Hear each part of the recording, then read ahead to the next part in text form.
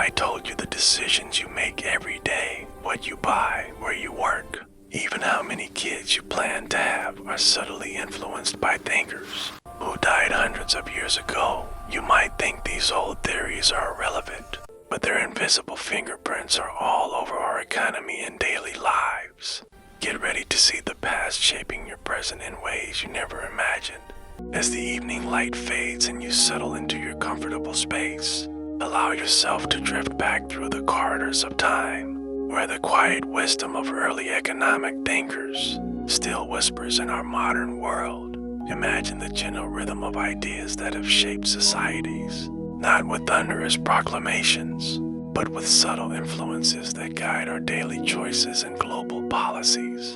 In this exploration, we will uncover how concepts from Adam Smith, Thomas Malthus, David Ricardo, and Karl Marx continue to echo softly in the background of our lives, offering insights into the invisible forces at play. Let your mind relax as we begin with the enduring dance of markets, a concept that ties the past to your present experiences in ways that are both familiar and profound. Close your eyes if you wish, and let the narrative carry you along this peaceful journey through economic history.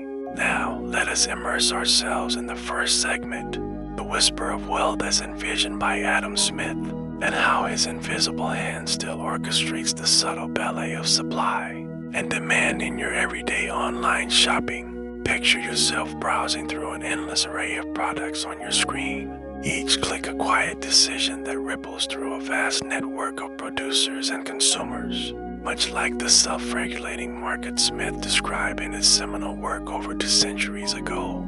In his view, individuals pursuing their own interests inadvertently benefit society as a whole, a principle that manifests today when algorithms adjust prices in real time based on collective buying patterns, ensuring goods flow to where they are most valued. This unseen mechanism prevents shortages and surpluses without central direction, allowing you to find that perfect item at a fair price amid the digital marketplace's calm expanse. The beauty lies in its simplicity, where personal choices aggregate into societal harmony, a soothing reminder of how interconnected our economic lives remain. Consider how this concept evolved from Smith's observations of 18th century trade, where merchants and artisans responded to local demands, into the sophisticated e-commerce platforms that anticipate your needs through data and predictive analytics without fanfare. The invisible hand adjusts inventories across continents, as when a surge in demand for a popular gadget prompts suppliers to increase production, stabilizing availability for everyone involved. This process mirrors Smith's idea that competition fosters efficiency, gently weeding out less effective methods while rewarding innovation in a manner that feels almost natural. In your own routine, this means reliable access to goods that enhance daily comfort, from fresh produce to electronic devices, all balanced by the quiet interplay of countless individual actions. It is a system that thrives on freedom, yet imposes its own order, creating a sense of stability in an otherwise unpredictable world. Smith's writings emphasize that no single authority could replicate this organic coordination, a truth evident in how online reviews and ratings guide consumer trust, echoing the moral sentiments he believed underpin economic behavior. Today, this translates to platforms where sellers compete not just on price but on reputation, fostering a marketplace where quality rises to the surface without overt intervention. The result is a consumer experience that feels empowering yet effortless, as if the market itself is attuned to your preferences, adjusting seamlessly to trends like sustainable products or personalized recommendations. This enduring legacy provides a layer of reassurance, knowing that the pursuit of value drives progress in subtle ways, much like a steady stream carving its path over time. Ultimately, your shopping spree becomes part of a larger tapestry, where individual threads weave into a cohesive whole. Delve deeper into the mechanics, where supply curves shift in response to external factors, such as seasonal changes or global events, maintaining equilibrium as Smith foresaw in his analysis of wealth creation, for instance. When a new technology reduces production costs, prices fall gently, making items more accessible and stimulating further demand in a cycle of quiet growth. This dynamic ensures that resources are allocated efficiently, preventing waste and promoting a sense of abundance even in times of constraint. In the context of your daily life, it means that the coffee you order online arrives promptly because roasters and shippers respond to signals from millions of similar transactions. Smith's insight here offers a calming perspective on economics as a self-correcting system, one that evolves without disruption. Finally, reflect on how this invisible guidance extends beyond mere transactions to influence broader societal well-being as communities benefit from the prosperity generated through these exchanges. The jobs created in logistics, design, and customer service all stem from this foundational idea, providing livelihoods that support families in an interconnected web. It is a gentle force that encourages ethical practices over time, as markets reward those who build trust and penalize deceit, aligning with Smith's belief in the role of sympathy in human affairs. As you ponder this, notice how it brings a sense of continuity, linking historical thought to the convenience you enjoy today. This first aspect of Smith's legacy sets the stage for understanding the deeper layers of economic influence. Shifting our focus now to the second aspect of Adam Smith's insights, let us explore the surprisingly modern relevance of his concept of specialization of labor, which finds new life in today's globalized supply chains and the ever-evolving gig economy. Imagine the intricate web of tasks that bring a simple smartphone to your hand, where designers in one country conceptualize the device, manufacturers in another assemble its components, and programmers elsewhere develop its software, all echoing Smith's observation that dividing labor increases productivity and efficiency. In his era, this meant artisans focusing on specific crafts to produce more goods with greater skill, a principle that now underpins vast international networks where companies outsource specialized roles to leverage global expertise and cost advantages. This specialization allows for innovation at each stage, as workers hone their abilities in narrow fields, leading to higher quality outputs that benefit consumers worldwide, without any central planner dictating the flow. The gig economy amplifies this further, with freelancers offering niche services like graphic design or coding on platforms that connect them directly to clients, creating a flexible workforce that adapts to demand in real time. Consider how Smith's division of labor, illustrated through his famous pen factory example where workers specialize in drawing wire or cutting heads to boost output dramatically, translates to modern assembly lines in factories across Asia that produce electronics for global markets. Here, each employee masters a single step in the process, reducing errors and speeding production, much like how ride-sharing apps rely on drivers who specialize in transportation, while the company focuses on app development and data management. This approach not only lowers costs but also fosters economic growth, as specialized skills command higher wages in a competitive landscape, providing individuals with opportunities to thrive in their chosen expertise. In the gig world, this means a writer might focus solely on content creation, leaving marketing and payment processing to platform algorithms, resulting in a more efficient allocation of human effort. Ultimately, Smith's idea promotes a harmonious system where personal advancement aligns with collective, pure OGRESS, offering a soothing continuity in how we organize work today. Delve into the challenges and benefits, where specialization can lead to repetitive tasks but also opens doors to mastery and job satisfaction when paired with modern tools like automation that handle mundane aspects. For instance, in supply chains, logistics specialists use AI to optimize shipping routes, freeing them to address complex problems, a direct evolution from Smith's advocacy for breaking down production into manageable parts.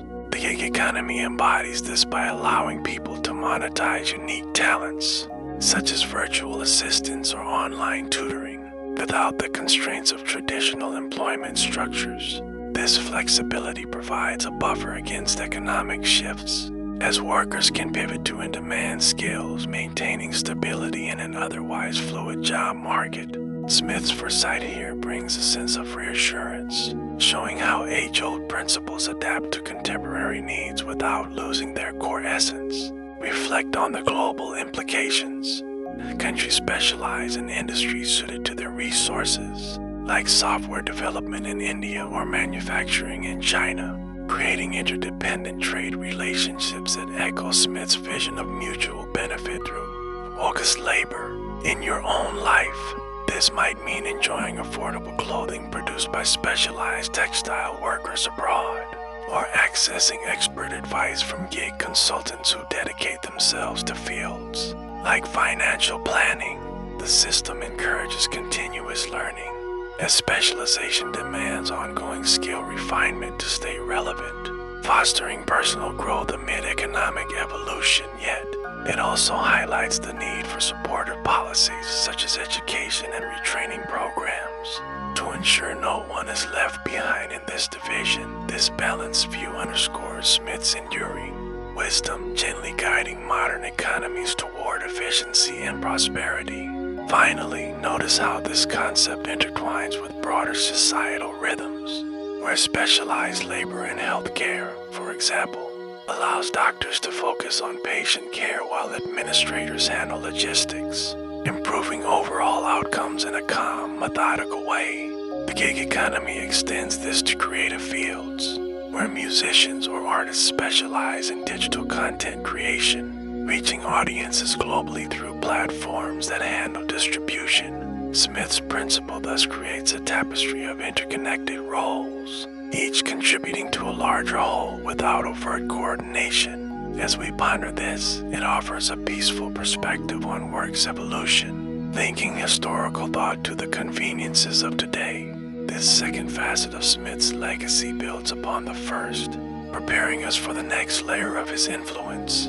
Turning our attention to the third element of Adam Smith's profound insights, let us contemplate how the pursuit of individual gain, as he articulated, unintentionally fuels collective prosperity.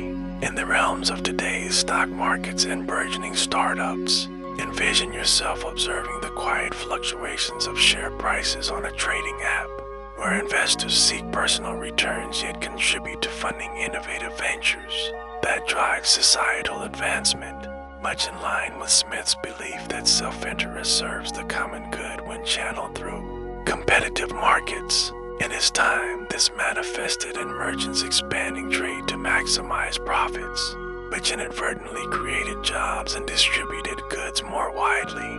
That dynamic now amplified in stock exchanges, where capital flows to promising companies, fostering technological progress without deliberate altruism.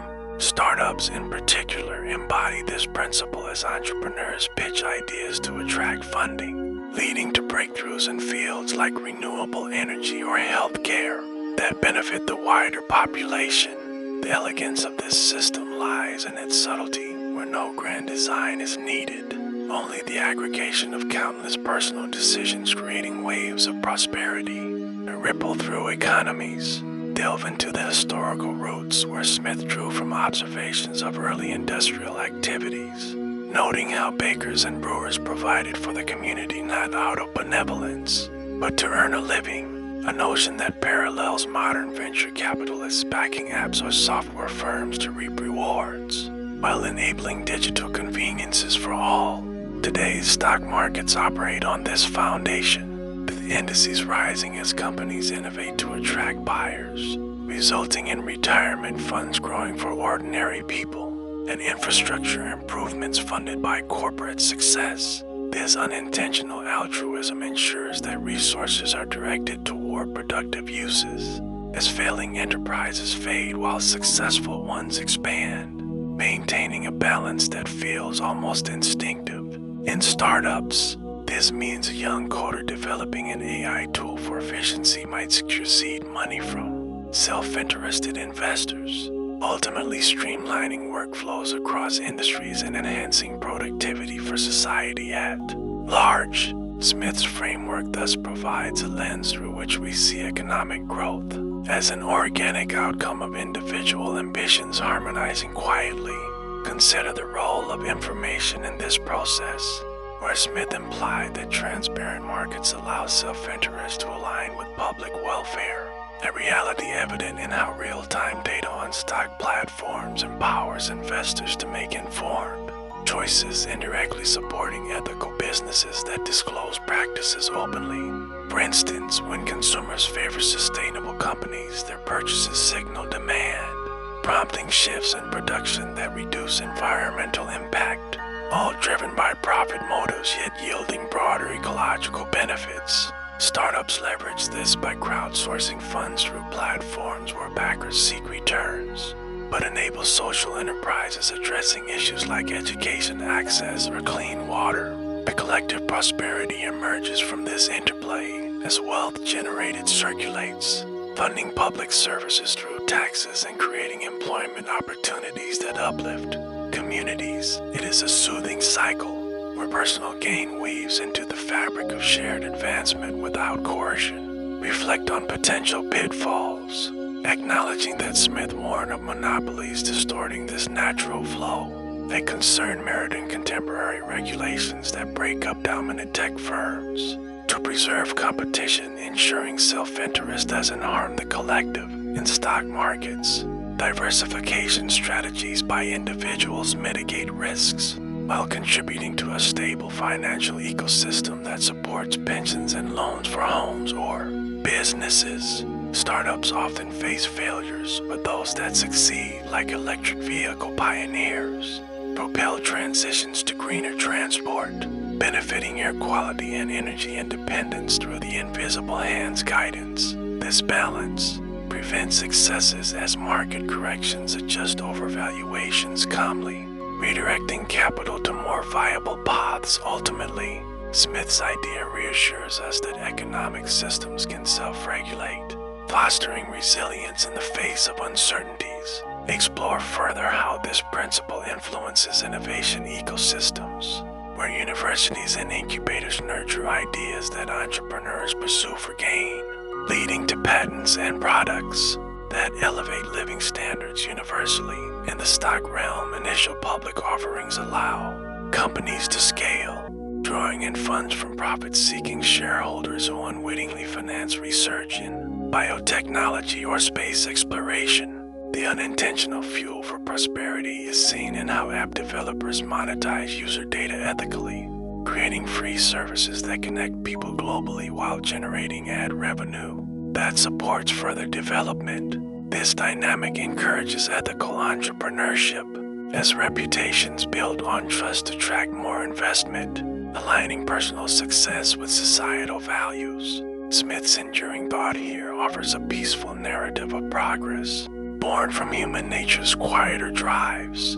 Ponder the global scale, where international stock exchanges link investors across borders, allowing capital from one nation to fund startups in another, promoting cross-cultural exchanges and economic interdependence as per Smith's advocacy for free trade. For example, a European fund investing in Asian tech firms seeks returns but facilitates knowledge transfer that boosts innovation worldwide. This collective prosperity manifests in reduced poverty through job creation in emerging markets, where local entrepreneurs adapt ideas to solve regional problems like affordable housing. The pursuit of gain thus bridges divides, creating a web of mutual benefits that strengthens global stability without fanfare. It is a gentle force shaping a world where individual actions accumulate into widespread well-being.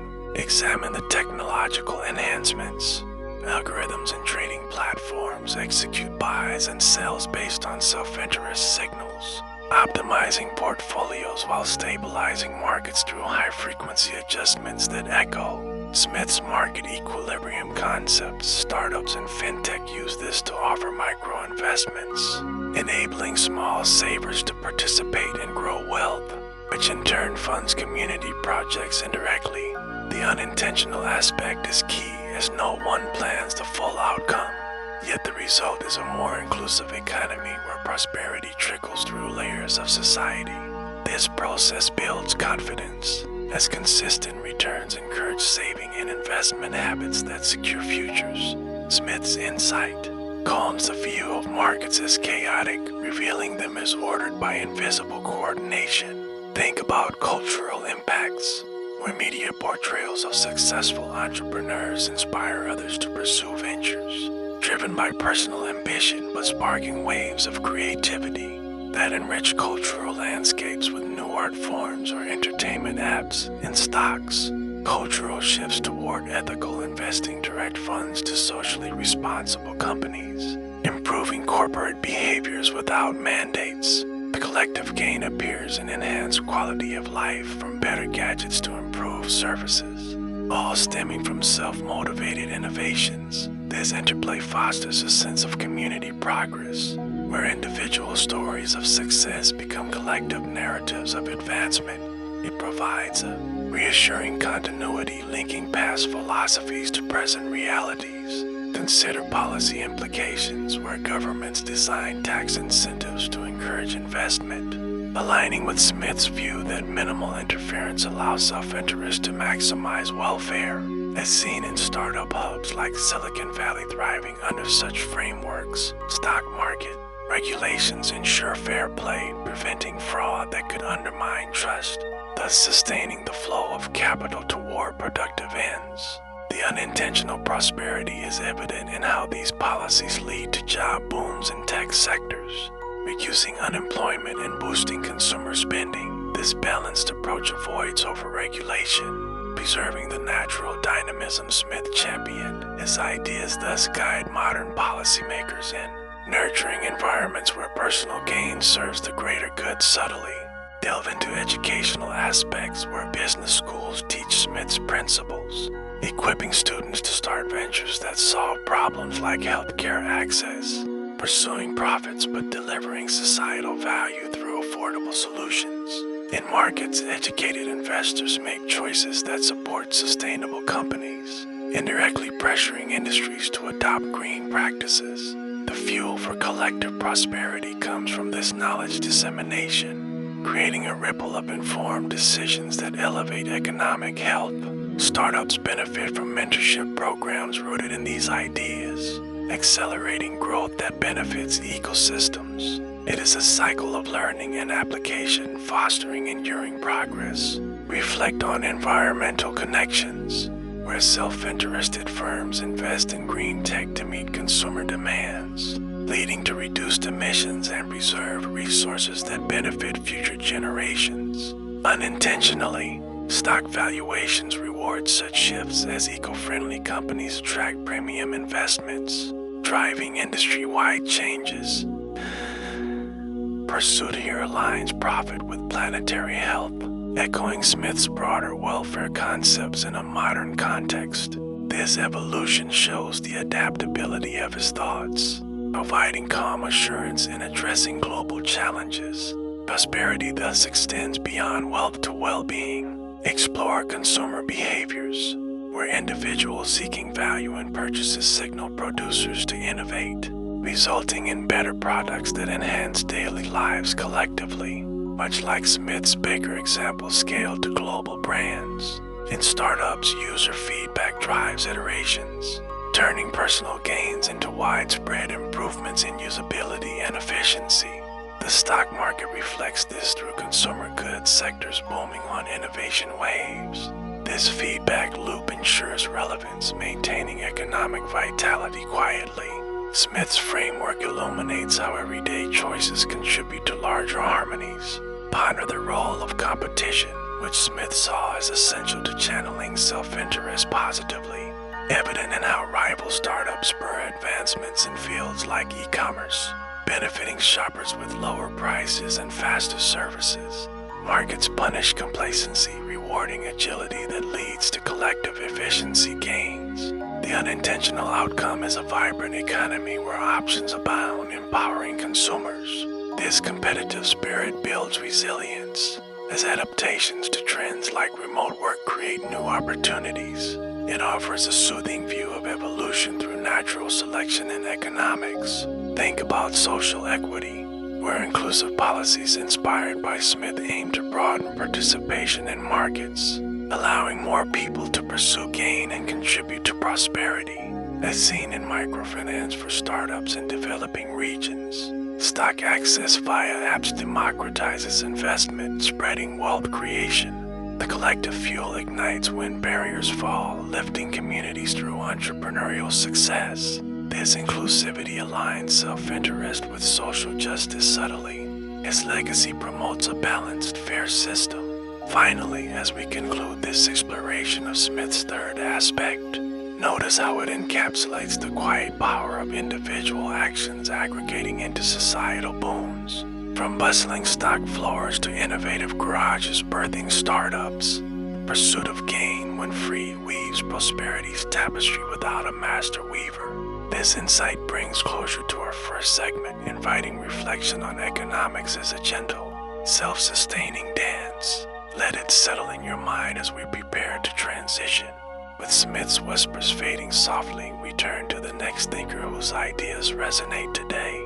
As we gently transition from the harmonious markets of Adam Smith, let us now turn our attention to the thoughtful cautions of Thomas Malthus, whose ideas on population and resources continue to resonate in our contemporary discussions on scarcity and sustainability. In this year of 2026, imagine the quiet undercurrents of debate in policy circles and online forums, where concerns about climate change and limited resources mirror Malthus's early warnings that population growth could outpace food production, leading to inevitable checks like famine or disease. In his 1798 essay, Malthus posited that while populations expand geometrically, resources grow only arithmetically, a disparity that today informs strategies for mitigating environmental degradation through innovations like renewable energy and carbon capture technologies. This renewed focus adds a technological twist, as advancements in genetic engineering and AI-driven resource management offer ways to stretch supplies further, softening the edges of what Malthus saw as harsh natural limits. Conversation evolves calmly, blending historical foresight with modern optimism, reminding us how past anxieties shape present solutions without overwhelming urgency. Consider how Malthus's principles apply to the ongoing dialogues around global warming policies. Governments negotiate emission targets to preserve arable land and water sources, echoing his fears of overpopulation straining the Earth's bounty. Today, satellite monitoring and big data analytics provide precise predictions of resource depletion, allowing for proactive measures that Malthus could scarcely imagine, such as smart grids that optimize energy distribution to prevent waste. These debates often highlight equity, ensuring that developing nations aren't disproportionately burdened, a nuance that builds on Malthus's observations. By incorporating ethical considerations into economic models, the technological layer introduces tools like vertical farming and desalination plants, which push back against scarcity by enhancing productivity in ways that align with sustainable development goals. It is a measured evolution, where Malthus's echo serves as a gentle reminder to balance growth with preservation. Delve in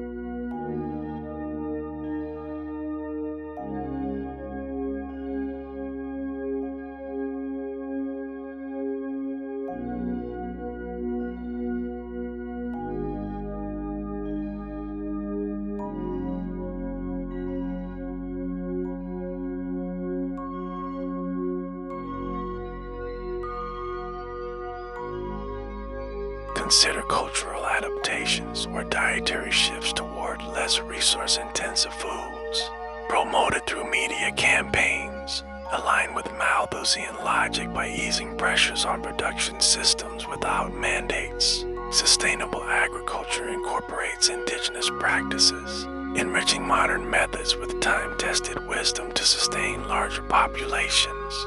Initiatives track progress via satellite imagery, adjusting strategies in real time to maintain balance. This cultural blend fosters appreciation for mindful consumption. It weaves a tranquil narrative of adaptation and respect for limits. Delve into economic incentives like carbon credits for eco-friendly farming, which reward practices that implicitly address Malthus's anxieties. By linking profitability to sustainability, cooperatives pool resources for shared tech access, scaling benefits across communities facing growth challenges.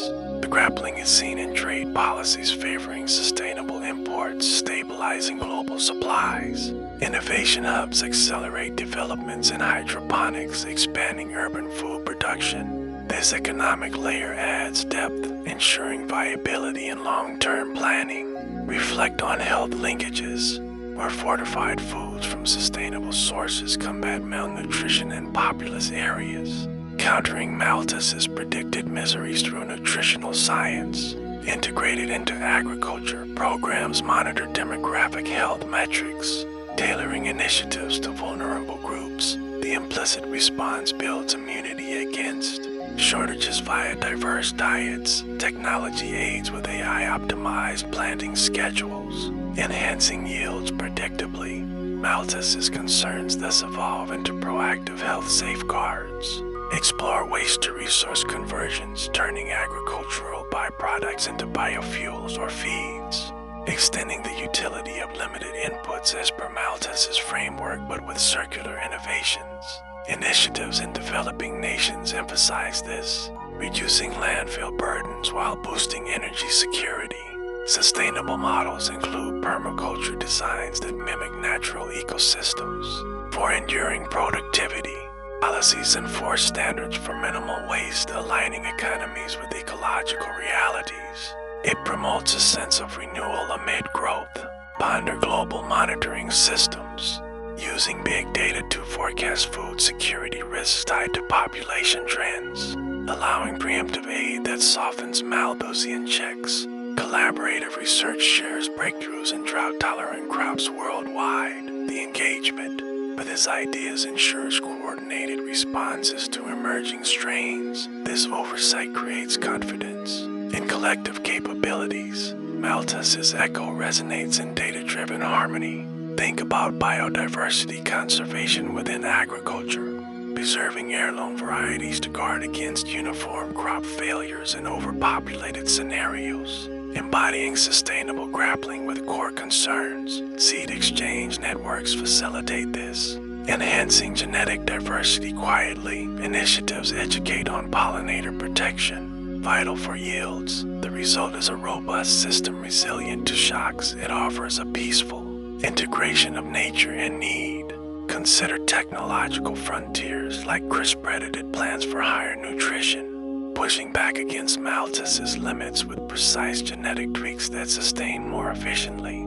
Farm-to-table apps connect surpluses directly, minimizing losses in distribution chains. Policies incentivize adoption through grants, broadening impact. This frontier spirit transforms challenges into opportunities. The implicit address fosters innovation's calm flow. Finally, as we conclude this examination of food security and sustainable agriculture through Malthus's lens, observe how these initiatives weave a tapestry of foresight and adaptation, turning historical anxieties into foundations for enduring nourishment in our modern era. The implicit grappling ensures that growth harmonizes with the earth's gifts, providing sustenance without strife.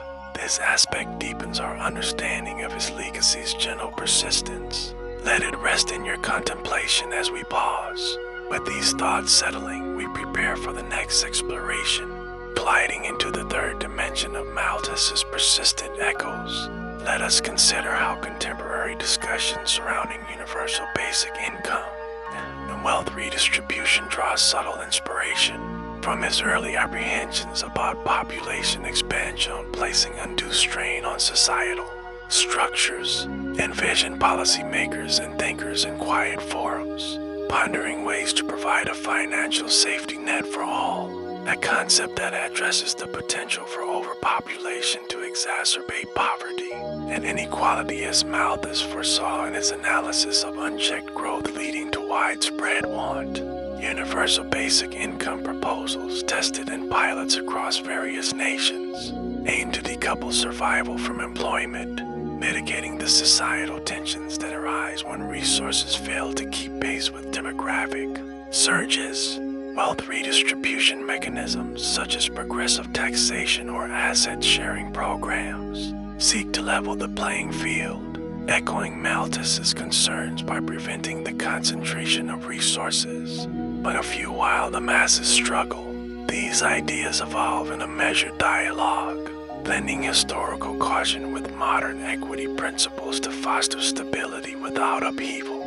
Delve into the roots of these discussions, where Malthus's essay highlighted how rapid population increases could overwhelm subsistence levels, a scenario that influences today's arguments for basic income as a buffer against automation-driven job losses in densely populated economies. In regions experiencing high birth rates, pilots like those in Kenya demonstrate how regular cash transfers reduce strain, allowing families to invest in education and health, thereby slowing future growth cycles in line with his implicit suggestions for preventive checks. Wealth redistribution debates often reference historical famines and disparities, using Malthus as a backdrop to justify policies that recycle prosperity back into communities, ensuring broader access to essentials. The influence is understated, pairing in economic models that project long-term sustainability when income floors are established. This connection provides a thoughtful framework, linking past observations to present strategies for harmonious living. Consider the technological intersections where AI and big data inform basic income distributions, targeting aid to areas of high population density to alleviate strains Malthus described, such as competition for limited jobs and resources. Discussions in think tanks explore blockade for transparent wealth transfers, reducing corruption and ensuring funds reach those under societal pressure from growth. These innovations add layers to his concerns, transforming potential crises into manageable systems through predictive analytics that forecast demographic impacts on economies. Wealth taxes on automation profits are proposed to fund such initiatives, directly addressing the displacement that amplifies population-related vulnerabilities. It is a calm integration where technology tempers historical warnings into proactive equity. Reflect on global variations as nations like Finland and Canada experiment with basic income, influenced by Malthusian logic to prevent the vice of poverty in urban centers swollen by migration and birth rates in developing economies. Redistribution through land reforms or microfinance echoes his ideas by empowering the lower strata to contribute productively, easing overall societal strain. Dates in international bodies like the World Bank incorporate population projections, advocating for policies that redistribute opportunities to avert instability. The early concerns thus serve as a gentle undercurrent, guiding adaptations that promote inclusivity across borders. Malthus's shadow here fosters a sense of shared responsibility in global discourse. Explore philosophical underpinnings, where ethicists draw from Malthus to argue that universal income upholds human dignity mid-growth induced scarcities, shifting focus from mere survival to potential fulfillment. Wealth redistribution is framed as a moral imperative, countering the natural checks he outlined by humanely reallocating abundance to buffer against misery. Discussions often weigh libertarian views against collective welfare, finding balance in hybrid models that respect individual agency while addressing systemic strains. This philosophical lens adds depth, Encouraging reflection on society's role in mitigating inherent imbalances, it weaves a narrative of compassion informed by historical insight. Ponder economic simulations, utilizing models that simulate population booms and their effects on labor markets, influencing calls for basic income to stabilize consumption and prevent recessions tied to overpopulation. Redistribution policies like estate taxes, analyzed for their ability to recycle capital into public goods, directly grappling with Malthus's fears of entrenched inequality perpetuating cycles of want. In 2026, data from ongoing trials feed into these simulations, refining approaches to ensure fiscal sustainability without inflation. The influence manifests in nuanced arguments for pilot expansions, building evidence-based paths forward. This analytical approach offers reassurance, grounding debates in empirical harmony. Think about social movements. Advocacy groups cite Malthusian strains in campaigns for fair wealth sharing, highlighting how unchecked growth widens gaps that basic income could bridge through unconditional support. Grassroots efforts in populous cities push for redistribution via community funds, echoing his concerns by fostering local resilience against economic shocks. Discussions amplify voices from affected demographics, ensuring policies reflect real strains rather than abstract theories. This bottom-up dynamic enriches the conversation, blending urgency with measured reform. Malthus's early ideas thus inspire inclusive activism without discord. Consider environmental ties. As population growth strain on resources links to redistribution debates, where basic income encourages sustainable lifestyles by reducing desperation-driven exploitation. Policies redistributing carbon dividends from taxes address dual concerns of ecology and equity, subtly nodding to Malthus by aligning human numbers with planetary capacity. Informs experts discuss how such measures prevent environmental degradation from overpopulation, promoting green jobs funded by wealth shifts. The interconnection fosters holistic solutions where economic tools serve broader stewardship. It provides a tranquil view of intertwined challenges. Delve into political landscapes where parties incorporate Malthus-inspired platforms, advocating universal income to quell unrest from demographic pressures in aging or youthful societies. Redistribution becomes a bipartisan tool in some contexts, used to stabilize economies facing migration influxes that strain services. Discussions in parliaments weigh costs against long-term savings from reduced poverty, influenced by historical precedents of unchecked growth leading to turmoil. This political engagement ensures pragmatic implementation, adapting ideas to diverse contexts. The subtle influence promotes steady governance amid change. Reflect on cultural narratives, shaped by media portraying basic income as a modern response to age-old population anxieties, humanizing redistribution as a path to shared prosperity. Stories from literature and film echo Malthus by depicting futures where equitable policies avert dystopias, influencing public opinion toward supportive measures. Cultural shifts toward empathy and wealth sharing mitigate societal strains, fostering communities resilient to growth's impacts. This narrative layer adds warmth, turning economic debates into tales of collective care. Malthus's concerns evolve into inspirational motifs. Explore implementation challenges, acknowledging that while influenced by early warnings, basic income trials grapple with funding sources, often proposing redistribution from tech monopolies to address job displacements in populated workforce hubs. Debates highlight scalability, ensuring programs don't incentivize further growth but rather stabilize existing strains through targeted aid. In 2026, evaluations from global experiments refine models, balancing generosity with fiscal prudence. Grappling with concerns leads to iterative improvements, building robust systems. It underscores a commitment to thoughtful evolution. Ponder future trajectories. where advancing automation intensifies Malthusian influences on income discussions, projecting scenarios where redistribution becomes essential for harmony in hyperpopulated worlds.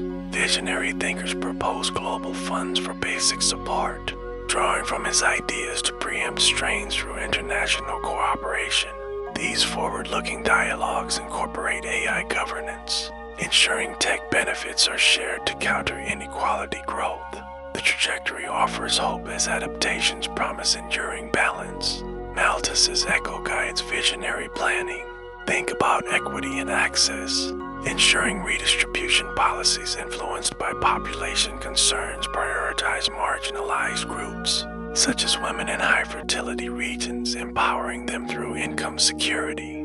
Discussions emphasize gender dynamics, linking basic support to family planning that eases overall strains. This focus on inclusivity enriches the framework, addressing multifaceted societal pressures.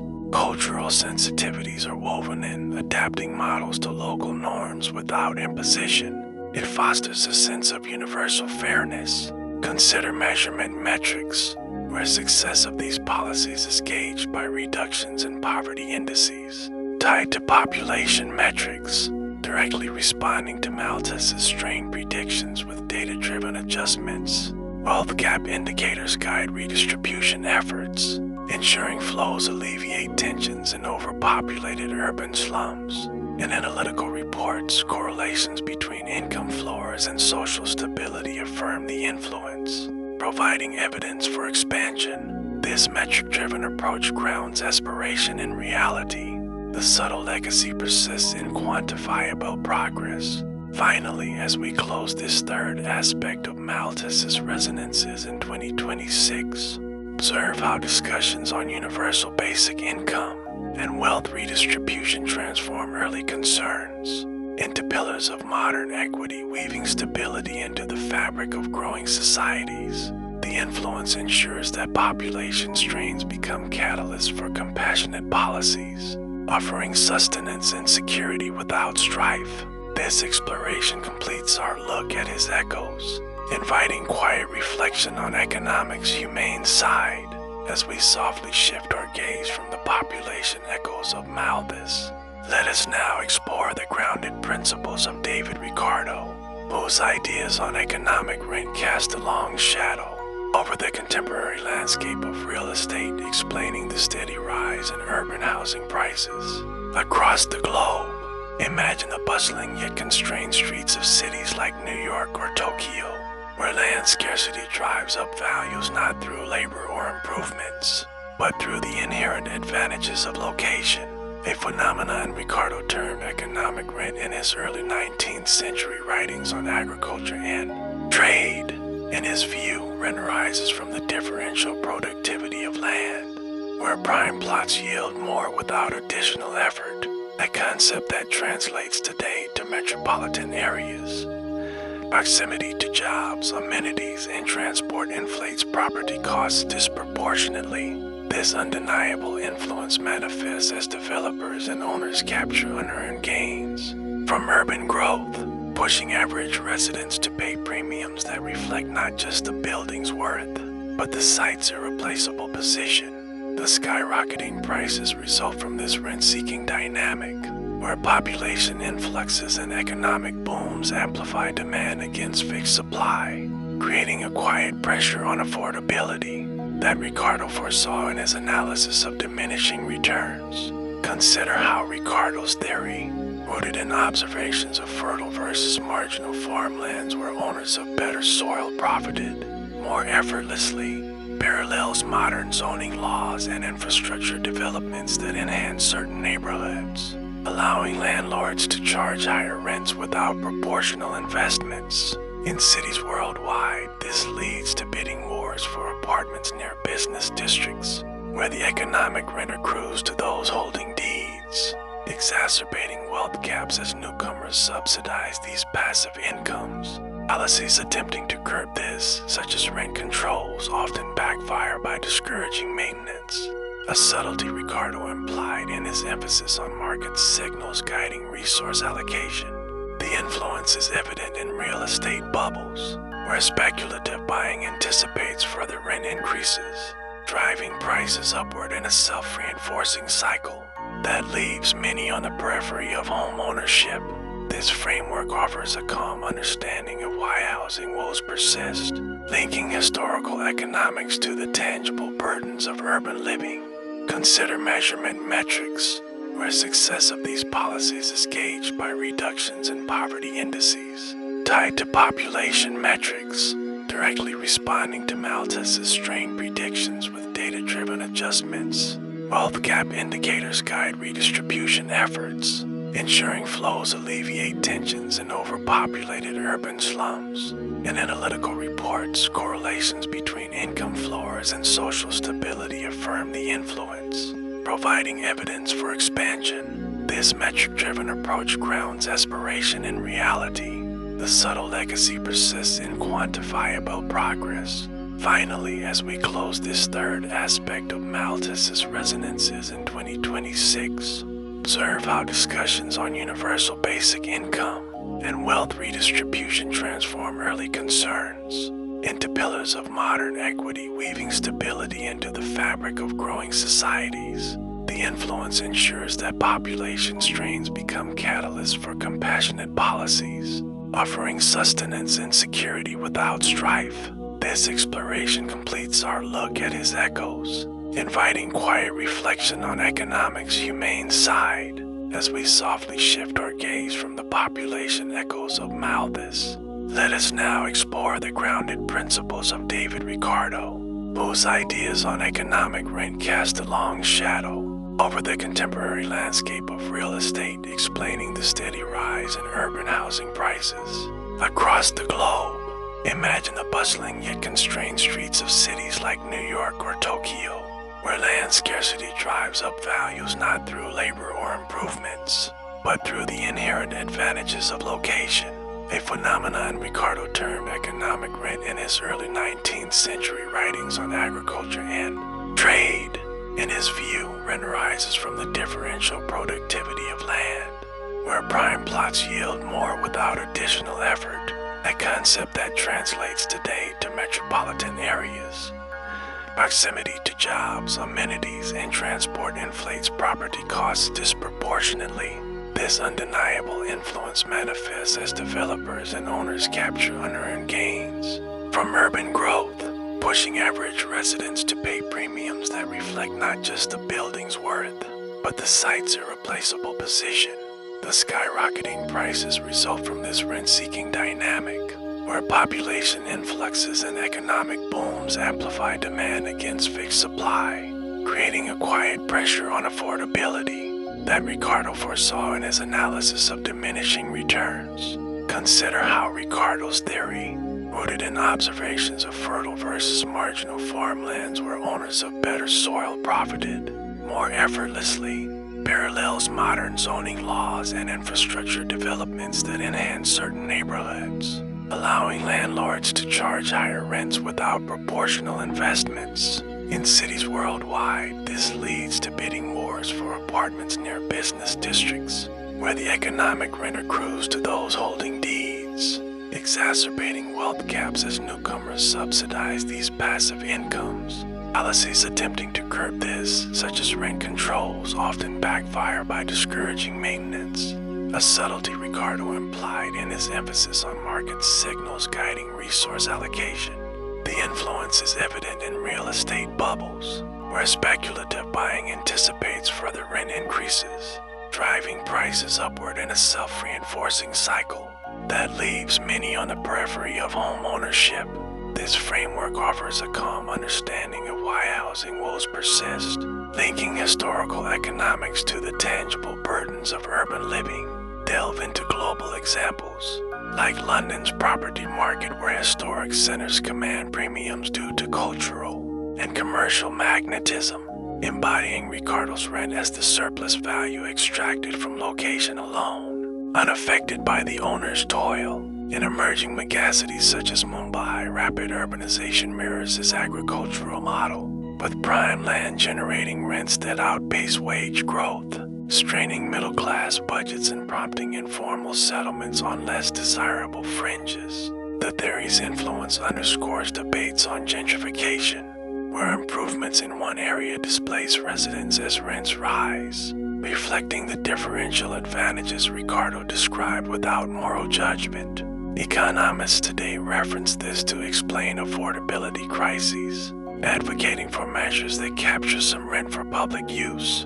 Though implementation varies by cultural and political contexts, it provides a soothing lens, feeling the inexorable logic behind price escalations as natural outcomes of scarcity and demand. Reflect on the role of transportation advancements, such as high-speed rails connecting suburbs to cores, which Ricardo might have seen as extending the fertile land analogy by making peripheral areas more productive, yet still subordinate to central rents that capture the bulk of benefits. In San Francisco, tech booms illustrate this, with Silicon Valley's proximity inflating housing costs through economic rent, where landowners reap windfalls from industry clustering without direct contribution. The undeniable sway appears in investment patterns, as funds pour into urban real estate expecting perpetual appreciation, driven by locational monopolies.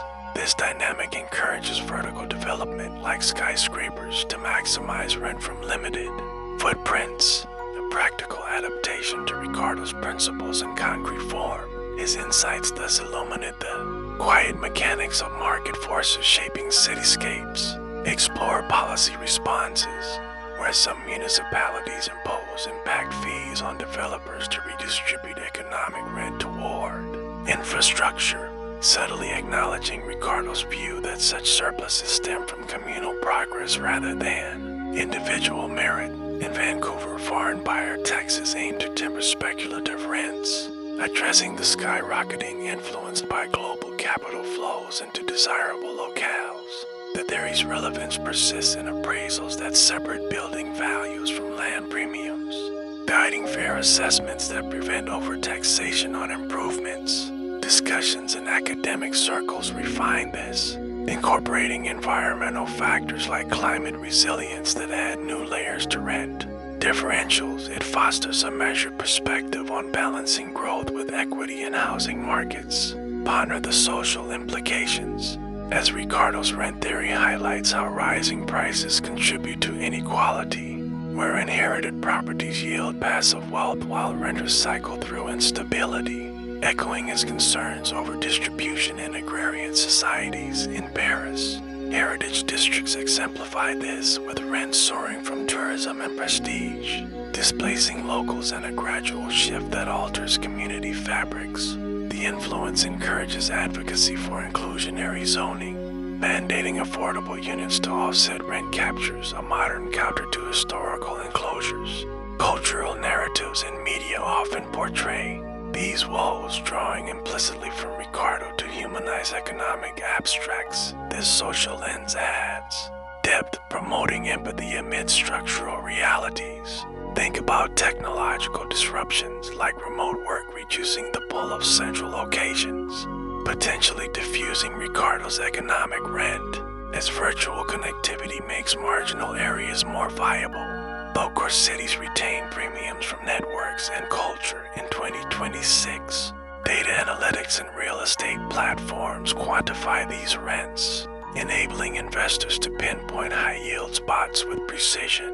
The undeniable effect is seen in hybrid models, where co-living spaces attempt to democratize access to prime rents through shared economies. Innovations like blockchain titles streamline ownership, but don't erase the underlying differentials Ricardo identified. It suggests an evolving harmony, where tech tempers but doesn't eliminate locational advantages. Consider environmental integrations, where green spaces and urban planning enhance nearby rents, aligning with Ricardo's productivity variances as sustainability becomes a value driver, boosting prices in eco-friendly zones. In Sydney, coastal properties skyrocket due to natural amenities, embodying rent from scenery that requires no upkeep. Policies promoting green belts aim to control sprawl, inadvertently concentrating rents in contained areas. The theory's influence guides carbon-neutral developments that command premiums, linking ecology to economic rents. This blend offers a tranquil view of sustainable urbanism informed by classic ideas. Delve into investment strategies, where funds target Ricardo-style rents by acquiring land in growth corridors, anticipating appreciation from infrastructure like airports that elevate site values. Without owner input, in Dubai, artificial islands create new rent opportunities, challenging natural scarcity but still governed by locational principles. The skyrocketing in such hubs reflects global mobility, drawing talent and capital that amplify differentials. Analysts use Ricardo's framework to forecast bubbles, advising diversification beyond pure rent plays. His legacy provides steady guidance in navigating volatile markets. Reflect on historical parallels, as Ricardo drew from English corn laws to argue against protections that inflated rents. A lesson echoed in today's trade barriers affecting housing materials and costs. In Berlin, post-reunification booms illustrate how political changes unlock latent rents, leading to price surges that strain integration. The undeniable connection fosters appreciation for policy's role in modulating these forces. Cultural shifts toward minimalism counter this by reducing demand for prime spaces, subtly reshaping rent dynamics. It weaves continuity between eras in economic thought. Explore demographic factors, where aging populations in cities like Tokyo influence rents through downsizing trends. Yet core areas retain appeal for healthcare access, sustaining upward pressures. And migration from rural zones, as Ricardo noted in Labor Flows, intensifies urban demand, skyrocketing housing as supply lags. The theory's sway appears in studies linking fertility rates to space needs, informing family-oriented developments. This demographic tie adds nuance, highlighting human elements in price equations. Malthusian overlaps emerge, but Ricardo focuses on land's fixed nature. Ponder future urban designs, envisioning smart cities where IoT optimizes space to mitigate rent escalations. Though Ricardo's principles suggest premiums will persist for optimal nodes and networks, in 2026, virtual reality viewings don't diminish physical locations' rent value, as tangibility reigns. Discussions on modular housing aim to bypass traditional rents by mobility. Yet land costs remain foundational. The influence persists as a baseline for innovation, ensuring grounded progress. It instills calm in contemplating tomorrow's habitats. Think about legal frameworks. Eminent domain laws grapple with Ricardo's rents by compensating for locational value in public projects, balancing individual gains with collective needs. In Los Angeles, freeway expansions historically displaced communities while enhancing adjacent rents, illustrating theory in action. Debates on property rights invoke his ideas to argue for limits on unearned increments. This legal dimension ensures fair play amid market freedoms. Ricardo's echo promotes just resolutions. Consider cultural heritage sites where preservation inflates surrounding rents, as in Rome's historic quarters drawing tourists and residents alike, embodying Ricardo's differential advantages from non-replicable features. Policies subsidize maintenance to share benefits, addressing equity in rent distribution. The skyrocketing ties to identity, making housing woes intertwined with pride. This cultural aspect enriches understanding of economic forces. It offers a reflective pause on value sources. Finally, as we conclude this first look at Ricardo's economic rent and its role in urban housing challenges, notice how his theory quietly explains the persistent climb in prices, framing real estate woes as outcomes of inherent scarcities rather than mere greed. The influence provides a foundation for thoughtful reforms, turning woes into opportunities for balanced cities. This aspect sets the tone for deeper explorations of his legacy. Let it resonate softly in your thoughts as we pause here, shifting our focus within Ricardo's enduring framework. Let us now contemplate how his concept of comparative advantage continues to shape the landscape of international trade agreements. guiding nations to specialize in exports where they hold relative efficiencies. Picture the steady flow of goods across borders, from Brazilian coffee beans to Japanese electronics, where countries focus on producing what they do best compared to others. The principle Ricardo articulated in 1817 to explain why trade benefits all parties even if one is superior in everything. In his theory, absolute advantages give way to comparative ones, meaning a nation might import wine from Portugal while exporting cloth from England, as he exemplified, leading to mutual gains through specialization that lowers costs and increases variety. Today, this dictates pacts like the USMCA or EU trade deals, where members negotiate tariffs to encourage focus on strengths, such as Mexico's auto parts or Germany's machinery, fostering global interdependence without coercion. The quiet logic here ensures resources are allocated where they yield the most, creating a web of economic harmony that Ricardo envisioned as a path to prosperity. Consider the historical evolution, where Ricardo built on Smith's free trade ideas by quantifying how opportunity costs determine specialization, a calculation that now underpins models used in WTO negotiations to resolve disputes over subsidies that distort advantages. For instance, Australia's emphasis on mining exports stems from its comparative edge in natural resources over manufacturing, allowing it to trade for high-tech imports from South Korea, which specializes in semiconductors due to skilled labor efficiencies. This dynamic prevents wasteful duplication as nations avoid producing everything domestically, instead leveraging differences in climate, technology, or workforce to enhance overall output.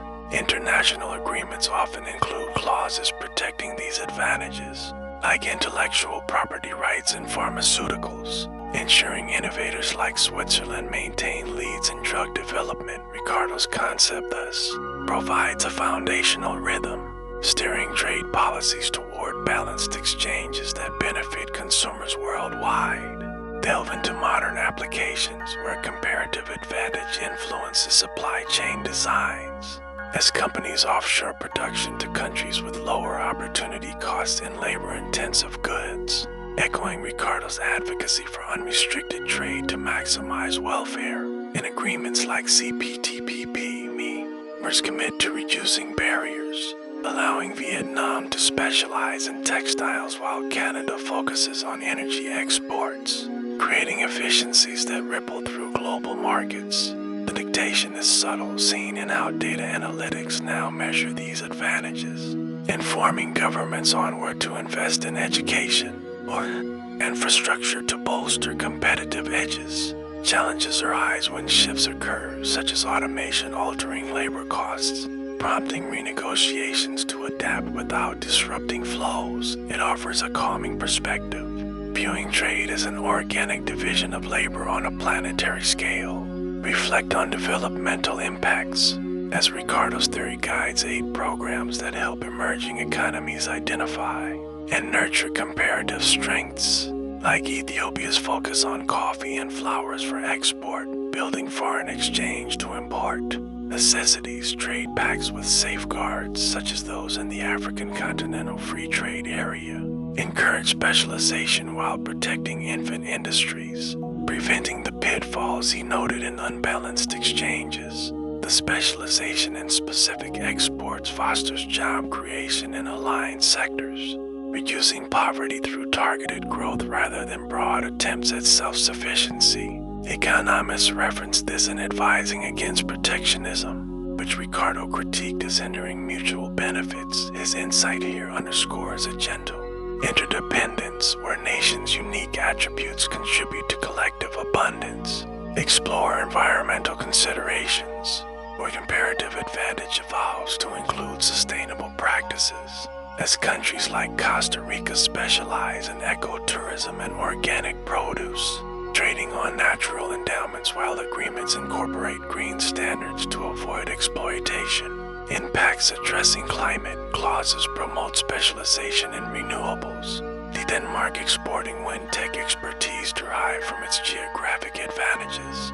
The dictation ensures that trade doesn't exacerbate degradation, as metrics now factor in carbon footprints when assessing efficiencies. This green twist adapts Ricardo's framework to contemporary needs, balancing economic gains with planetary health. It weaves a narrative of responsible specialization, harmonizing progress with preservation. Ponder the role of technology transfers facilitated by trade deals that allow knowledge sharing, enabling nations to enhance comparative advantages, such as India's IT services boom through access to global markets and skills. Agreements like those under ASEAN dictate specialization by harmonizing regulations, letting Singapore focus on finance while Indonesia emphasizes commodities. Concepts influence appears in dispute resolutions that uphold fair play, ensuring advantages aren't undermined by dumping or unfair subsidies. This technological layer adds resilience, as innovations diffuse to uplift all participants quietly. Ricardo's legacy promotes a world where trade agreements act as conduits for shared advancement. Think about cultural exchanges intertwined with economic ones, where specialization in arts or cuisine, like France's wine exports, stems from historical advantages preserved through trade pacts that protect appellations. The dictation fosters appreciation for diversity, as consumers access specialized goods that enrich daily lives without local replication. In multilateral forums, discussions refine these principles to include services trade, expanding Ricardo's goods-focused theory to intangibles like streaming content from the U.S. This cultural dimension deepens connections, turning commerce into bridges between peoples. It offers a soothing view of globalization as a tapestry of complementary strengths. Consider geopolitical strategies where nations leverage comparative advantages in negotiations, such as China's rare earth exports influencing tech supply chains within frameworks like our CEP. Agreements dictate specialization by addressing imbalances, promoting diversification to mitigate risks from over-reliance. Ricardo's influence guides alliances that pool advantages, like the EU's collective bargaining power in agriculture. The steady hand of theory tempers rivalries, channeling them into cooperative trade. This idea thus fosters stability in an interconnected world. Delve into educational policies shaped by the need to build human capital for comparative edges, as countries invest in STEM for tech specialization or vocational training for manufacturing. Informed by Ricardo's emphasis on efficient resource use, trade pacts often include capacity-building clauses, helping partners develop sectors where they hold potential advantages. The dictation ensures ongoing adaptation as labor markets evolve with global demands. This focus on learning creates upward mobility, linking individual skills to national exports. It provides reassurance in the face of change. Reflect on consumer benefits where lower prices from specialized imports, like Chilean fruits in northern winters, directly stem from Ricardo's advocated divisions, making agreements consumer-centric in design. Concept dictates variety in supermarkets, enhancing quality of life through accessible diversity. Economists quantify these gains in welfare studies, affirming trade's role in prosperity. Challenges like job displacements are addressed through retraining funds and pacts, balancing transitions. Ricardo's quiet wisdom illuminates everyday abundances. Explore innovation incentives as comparative advantage encourages R&D and core strengths. The trade agreements protecting patents to sustain leads like the U.S. in biotech exports. Specialization drives efficiency gains, spurring further advancements in a virtuous cycle. The dictation appears in collaborative research. Clauses, sharing benefits across borders. This innovative thrust propels global progress without central direction. It echoes a harmonious evolution in economic thought. Ponder equity concerns, where agreements influenced by Ricardo include labor standards to prevent exploitation in specialized sectors, ensuring advantages don't come at human costs. In developing nations, focus on value-added exports, upgrades from raw materials, reducing commodity traps. concept sway promotes inclusive growth with provisions for small enterprises and trade. This equitable lens tempers pure efficiency with fairness. Malthusian strains intersect, but Ricardo emphasizes trade's alleviating potential. Think about digital trade extending comparative advantage to e-commerce, where nations like Estonia specialize in digital services. Through agreements updating rules for data flows, the dictation fosters borderless specialization, amplifying reaches for small players. Ricardo's principles adapt seamlessly, guiding policies on cyber protections amid opportunities. This digital realm expands the theories. Scope gently, it offers a forward-looking harmony. Consider crisis responses as during pandemics. Trade pacts allow specialization in essentials like vaccines from advantaged producers, ensuring swift distributions based on Ricardo's logic. Agreements dictate flexibility in emergencies, waiving barriers to leverage global strength as the influence builds resilience. Turning vulnerabilities into coordinated efforts, this adaptive quality reassures in uncertain times. His legacy endures as a stabilizer. Finally, as we wrap this examination of comparative advantage's role in trade and specialization, observe how Ricardo's concept quietly orchestrates a world of interdependent efficiencies, where nations' unique exports weave into a global fabric of mutual benefit. The dictation of agreements ensures this division persists, fostering prosperity through complementary paths. This facet enriches our grasp of his contributions to modern economics.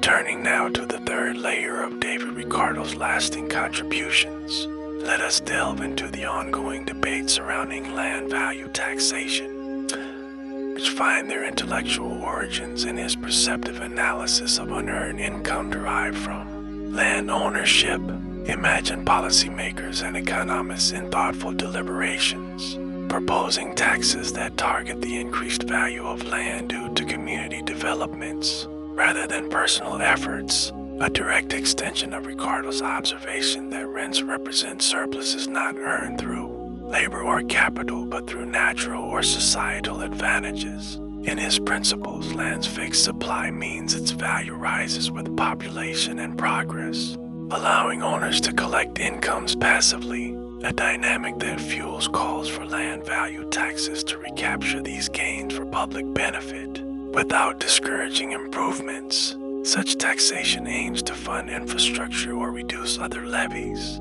echoing Ricardo's critique of systems that allow unearned wealth to accumulate, potentially distorting economic incentives. The debates center on fairness, as proponents argue it promotes efficient land use while opponents worry about implementation, complexities in valuing sites accurately.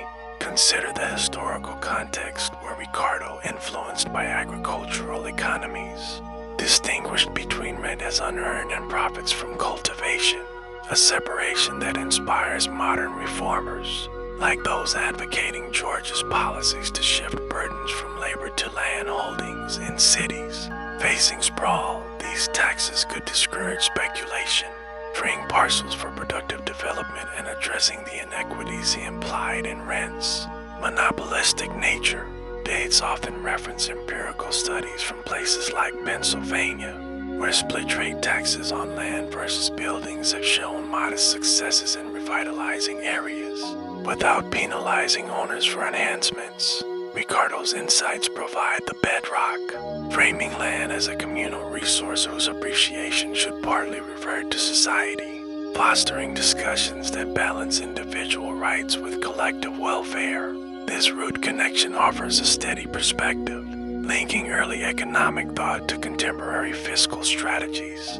Delve into practical applications, such as in Australia where land taxes form part of state revenues, rooted in Ricardian logic to capture windfalls from mining booms or urban expansions, ensuring governments fund services without over-relying on income taxes. Proponents highlight how this approach reduces inequality as unearned incomes from prime locations are redistributed, preventing the wealth concentration Ricardo warned could arise from unchecked rent-seeking. Opponents counter with concerns over agricultural impacts, fearing higher taxes on fertile lands might discourage farming, though exemptions often mitigate this in policy designs.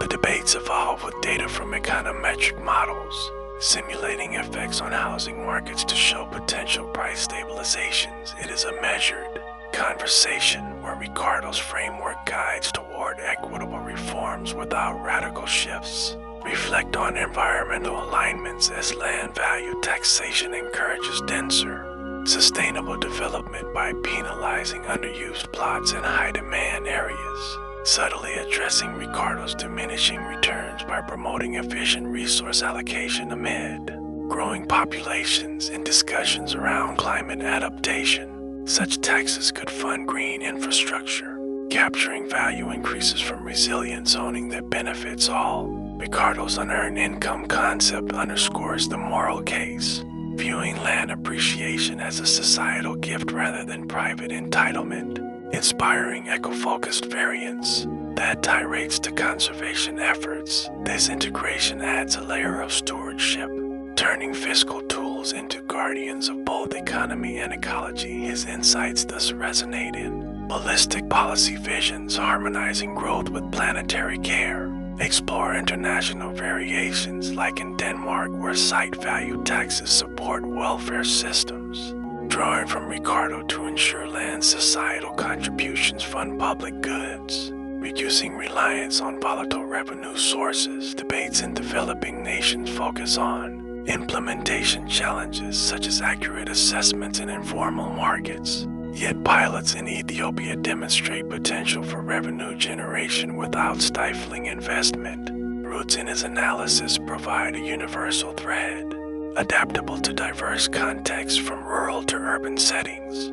Economists refine these through comparative studies, weighing outcomes against traditional property taxes. This global lens fosters cross-learning, where Ricardo's legacy bridges borders in pursuit of just taxation. Honor the philosophical underpinnings, where Ricardo's differentiation of income types fuels ethical arguments for land taxes as corrective justice, redistributing what society creates back to its members without infringing on earned rewards. In academic forums, thinkers extend this to intellectual property parallels. The lands and mobility makes it uniquely suited for such levies. Debates weigh libertarian freedoms against utilitarian benefits, finding middle grounds and graduated rates that ease transitions. This philosophical depth enriches discourse, encouraging reflection on wealth's origins. Ricardo's influence here promotes a thoughtful equilibrium in societal contracts.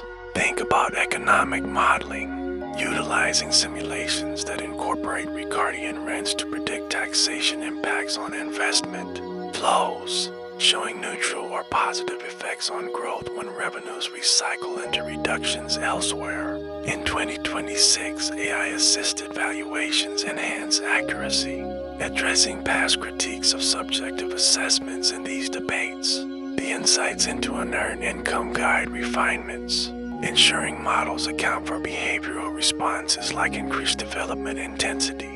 This technical evolution builds confidence in feasibility, grounding aspiration in data. It underscores a commitment to evidence-based policy. Consider social equity aspects, as land value taxes target speculative holdings that exacerbate housing shortages, aligning with Ricardo's concerns over rent's role in inequality. By making ownership more accessible through lower effective costs on improvements, advocacy groups in the U.S. push for such shifts, citing historical enclosures as precedents for reclaiming commons. Debates highlight benefits for low-income areas where captured values fund local services, easing burdens on residents. This equity focus adds compassion, transforming abstract theory into tangible relief. Ricardo's roots inspire inclusive reforms, delve into political hurdles where vested interests in real estate lobby against changes, yet growing awareness of Ricardian principles in public discourse builds momentum for pilots in progressive cities. Policies often start small, like taxing vacant lots higher, testing waters without full overhauls. But debates evolve with electoral cycles, incorporating feedback from stakeholders to refine refine approaches. This political navigation ensures gradual adoption, respecting democratic processes. His legacy serves as an impartial anchor in partisan waters. Reflect on cultural perceptions, shaped by narratives portraying land taxes as returns to community investment, countering views of property as absolute by invoking Ricardo's unearned distinction. Media explorations and documentaries trace these roots, educating audiences on economic histories that inform current choices. Cultural shifts toward communal values support acceptance, especially in cooperative societies. This narrative layer softens resistance, fostering understanding. It weaves a story of fairness across generations. Explore integration with other taxes, proposing hybrids where land values offset income levies. Rooted in Ricardo to encourage productive labor over passive holding in theoretical papers. Economists model synergies with carbon taxes. Capturing environmental rents for dual benefits, debates assess administrative synergies, streamlining collections through unified systems. This integrative approach maximizes efficiency, aligning multiple goals. Ricardo's insights facilitate such syntheses. Ponder future implications as urbanization intensifies, making Ricardian-based taxes more relevant for funding megacity needs without distorting markets. Visionary plans. Digital twins simulate tax scenarios, refining debates with predictive accuracy. The unearned income focus could extend to spectrum or data rights, broadening applications. This forward gaze offers hope for adaptive fiscal tools. His enduring thought guides tomorrow's equilibria. Think about educational roles, where curricula teach Ricardo's principles to demystify taxation debates, empowering citizens to engage knowledgeably in reforms. Workshops in communities explain unearned income through local examples, building grassroots support. The roots provide clarity, distinguishing myths from mechanics and public understanding. This educational thrust democratizes discourse, ensuring informed participation. It promotes a culture of economic literacy. Consider measurement challenges addressed by geospatial tech that quantifies land values precisely, overcoming Ricardo-era limitations in his conceptual framework. Dates incorporate these tools to ensure transparency, reducing disputes over assessments and practice. Phased implementations allow data gathering for adjustments. This methodological progress resolves practical barriers quietly. The influence evolves with precision. Finally, as we conclude this exploration of land value taxation debates through Ricardo's lens, notice how his insights into unearned income quietly underpin calls for fairer systems, transforming potential inequities into opportunities for societal reinvestment. The roots nourish ongoing discussions, offering paths to balance prosperity without undue burdens. As we gently move beyond the measured principles of David Ricardo, let us now turn our thoughts to the profound observations of Karl Marx, whose critiques of capitalism gain renewed attention in our era of artificial intelligence and widespread automation, quietly reshaping the landscape of work and its future. Imagine the steady hum of machines in modern warehouses, where robotic arms sort packages with precision, echoing Marx's concerns about how technological advances under capitalist systems could displace human labor, concentrating power in the hands of owners while workers face uncertainty. In his writings, Marx described how machinery serves to extend surplus value extraction, process evident today as AI algorithms optimize production lines, reducing the need for repetitive tasks and altering job requirements across industries.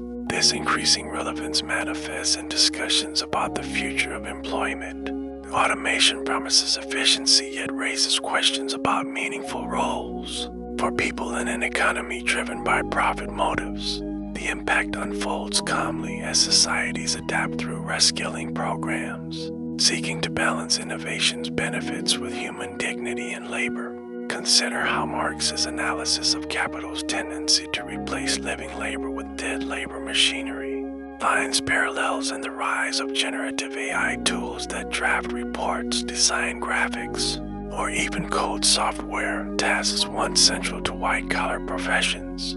Companies implement these technologies to lower costs and boost productivity, aligning with his view that competition compels capitalists to innovate relentlessly, often at the expense of workforce stability. Yet, this shift also opens pathways to reduced working hours or creative pursuits, the potential Marx envisioned in a different societal framework, though current realities lean toward intensified output demands. The critique's relevance grows as reports highlight job losses in sectors like manufacturing and customer service, prompting thoughtful reflections on how to distribute automation's gains more equitably.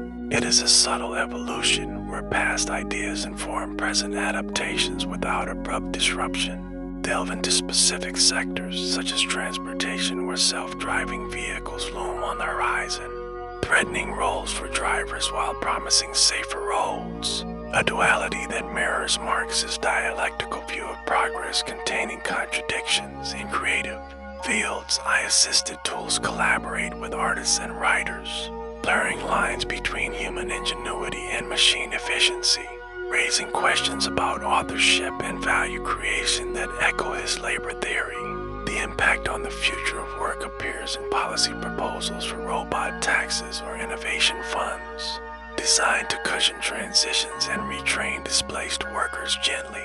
Marx's foresight here offers a lens for understanding these changes not as inevitable doom, but as opportunity shaped by societal choices. This perspective fosters a sense of agency, encouraging balanced approaches to technological integration. Reflect on educational responses. As universities expand programs in AI ethics and lifelong learning, preparing generations for a world where routine tasks diminish. Much like Marx predicted the death-killing effects of industrial machinery, employers partner with platforms to upskill employees, ensuring adaptability in an automating economy, a proactive step that softens potential alienations he described. The increasing relevance is seen in corporate strategies that blend human oversight, AI precision, maintaining roles that emphasize judgment and empathy. Discussions in boardrooms weigh short-term profits against long-term workforce health, subtly influenced by critiques of unchecked capital accumulation. Marx's ideas thus provide a quiet framework for navigating this transformative period with care. Explore the global dimensions where automation spreads unevenly, with advanced economies adopting faster while others supply raw data or low-cost assembly. Perpetuating divides Marx analyzed in terms of imperial extraction. Initiatives like international standards for ethical AI aim to share benefits, addressing his concerns about exploitation extending beyond borders. The future of work envisions hybrid models, combining remote human collaboration with localized machine operations, creating resilient systems. This relevance reassures through collective efforts, as unions and governments negotiate automation pacts that prioritize people. It weaves a narrative of cautious optimism grounded in historical insight. Ponder the cultural shifts as media portrays automated worlds in films and books, often drawing on Marx to explore themes of purpose in labor-scarce societies. Public discourse embraces ideas like shorter work weeks enabled by productivity gains, testing Marx's visions in real pilots across countries. The critique's impact encourages mindfulness about technology's role, favoring designs that augment rather than replace human contributions. This cultural layer adds depth, fostering appreciation for work's social meanings beyond mere wages. Marx's resonance here promotes reflective progress in daily lives. Think about entrepreneurial angles, where startups develop AI for collaborative rather than substitutive purposes, responding to critiques by creating jobs in oversight and maintenance. Venture funding flows to human-centered automation, balancing efficiency with employment stability in line with broader societal needs. The increasing relevance appears in investor criteria that include social impact metrics, subtly shifting capital toward inclusive innovations. Discussions in innovation hubs explore cooperative models where workers share in AI-generated value. This entrepreneurial spirit adapts Marx's warnings into constructive pathways. Consider health and well-being intersections as automation reduces physically demanding jobs, potentially easing strains Marx noted in factory conditions, while introducing new challenges like screen fatigue and monitoring roles. Policies for mental health support and transitioning workforces address these, ensuring holistic care amid changes. The future of work incorporates wellness into designs. AI handling hazards to preserve human safety. This relevance guides compassionate implementations, prioritizing quality of life. Marx's lens illuminates paths to healthier labor relations. Delve into environmental ties where automation optimizes resource use in manufacturing, aligning with critiques by reducing waste in pursuit of sustainability. Though energy demands for data centers pose counterpoints, green AI initiatives emerge, focusing on efficient algorithms to minimize footprints, a response informed by broader systemic analyses. The impact encourages eco-conscious deployment, linking labor futures to planetary health. This integration fosters harmony between progress and preservation. It offers a tranquil view of interconnected advancements, reflect on philosophical questions, as thinkers revisit Marx on human fulfillment through labor in an age where AI handles much production, pondering what constitutes meaningful activity. Dates explore universal basic services alongside automation, ensuring security while freeing time for community or creativity. The critique's relevance deepens these inquiries, enriching understandings of freedom and work. Cultural forms host gentle explorations, broadening perspectives. Marx's ideas inspire ongoing quests for balance. Explore regulatory frameworks evolving to govern AI in workplaces, with rules on transparency and worker input drawing from concerns about control and exploitation. International guidelines harmonize approaches, protecting rights amid rapid changes. The increasing impact shapes fair transitions. The notice periods and support mandates. This regulatory layer provides safeguards, ensuring humane evolution. It underscores society's role in directing technology. Ponder community responses as local programs retrain workers collaboratively, building networks that counter isolation in automating environments. Cooperatives experiment with shared AI ownership, distributing benefits more evenly in small scales. The relevance manifests in grassroots innovations, adapting critiques to practical resilience. These efforts create supportive ecosystems, easing uncertainties. Marx's echo supports communal strength. Think about generational views where younger cohorts embrace flexible work enabled by automation, yet seek purpose amid Marx highlighted commodification risks. Mentorship bridges experiences, sharing wisdom on navigating changes thoughtfully. The future incorporates hybrid learning, lending skills for human-machine synergy. This generational dialogue enriches adaptations, fostering continuity. It promotes inclusive visions forward. Consider artistic expressions, channeling Marx's critiques into works exploring automation's human side, from theater to digital art reflecting job transformations. These creations spark empathy, humanizing abstract shifts in public consciousness. The relevance amplifies through culture, encouraging nuanced appreciations. Galleries and streams host such reflections, broadening reach. Marx's influence nurtures creative discourse. Finally, as we conclude this first aspect of Marx's specter in our automated age, observe how his critique quietly illuminates the paths ahead for work, offering insights that guide us toward thoughtful integrations of AI without losing sight of human centrality. The increasing relevance provides a steady compass, helping society shape futures where technology serves collective well-being. This exploration lays groundwork for deeper layers of his enduring analysis.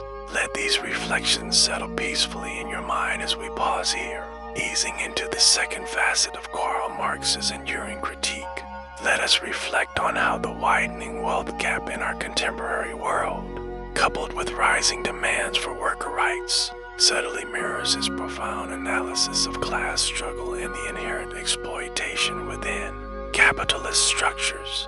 Picture the quiet accumulation of fortunes at the pinnacle of society, where executives and investors reap disproportionate rewards from corporate growth, while many employees see modest gains, despite contributing essential effort, a disparity that echoes Marx's observation of surplus value being appropriated by capital owners.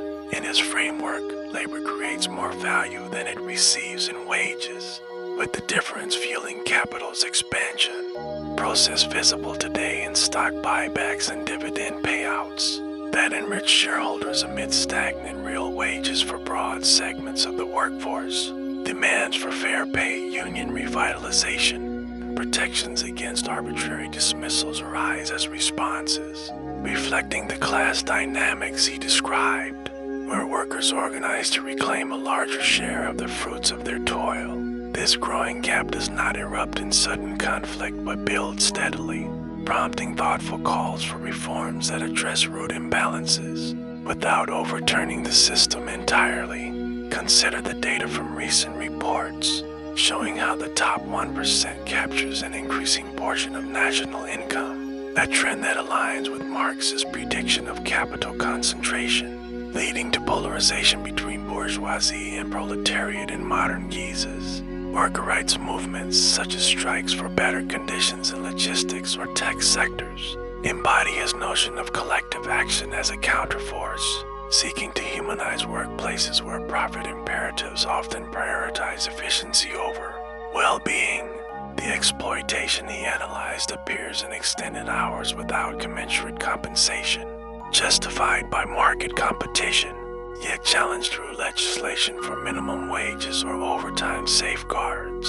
These demands foster a sense of solidarity as global campaigns connect struggles across borders, highlighting shared experiences in an interconnected economy.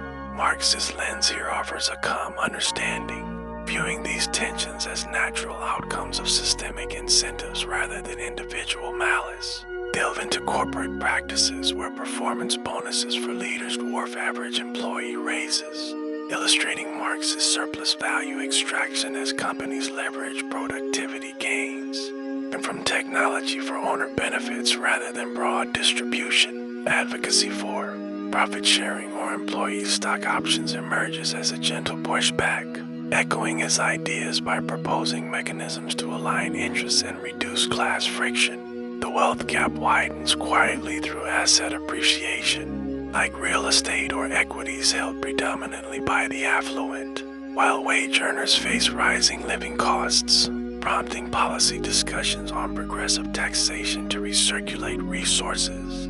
Worker rights extend to calls for representation on boards, a nod to co-determination models that soften adversarial relations he critiqued. This evolving discourse maintains equilibrium, adapting historical insights to foster fairer divisions without disruption. Reflect on generational perspectives as younger workers, navigating student debt and housing barriers, voice frustrations that resonate with Marx's portrayal of proletarianization, where secure middle-class paths narrow amid capital's dominance. Demands for debt relief or affordable education tie into broader rights agendas, seeking to mitigate the intergenerational transfer of disadvantage he implied in class. Reproduction. The analysis of exploitation gains traction in debates over executive pay ratios, the shareholders and regulators questioning excesses that symbolize unequal value distribution. These echoes encourage empathy as public opinion shifts towards supporting union efforts that negotiate better terms collectively. Marx's framework provides a soothing continuity, framing current inequalities as addressable through informed dialogue. Explore global inequalities where multinational firms extract value from low-wage regions, mirroring Marx's imperial phase of capitalism.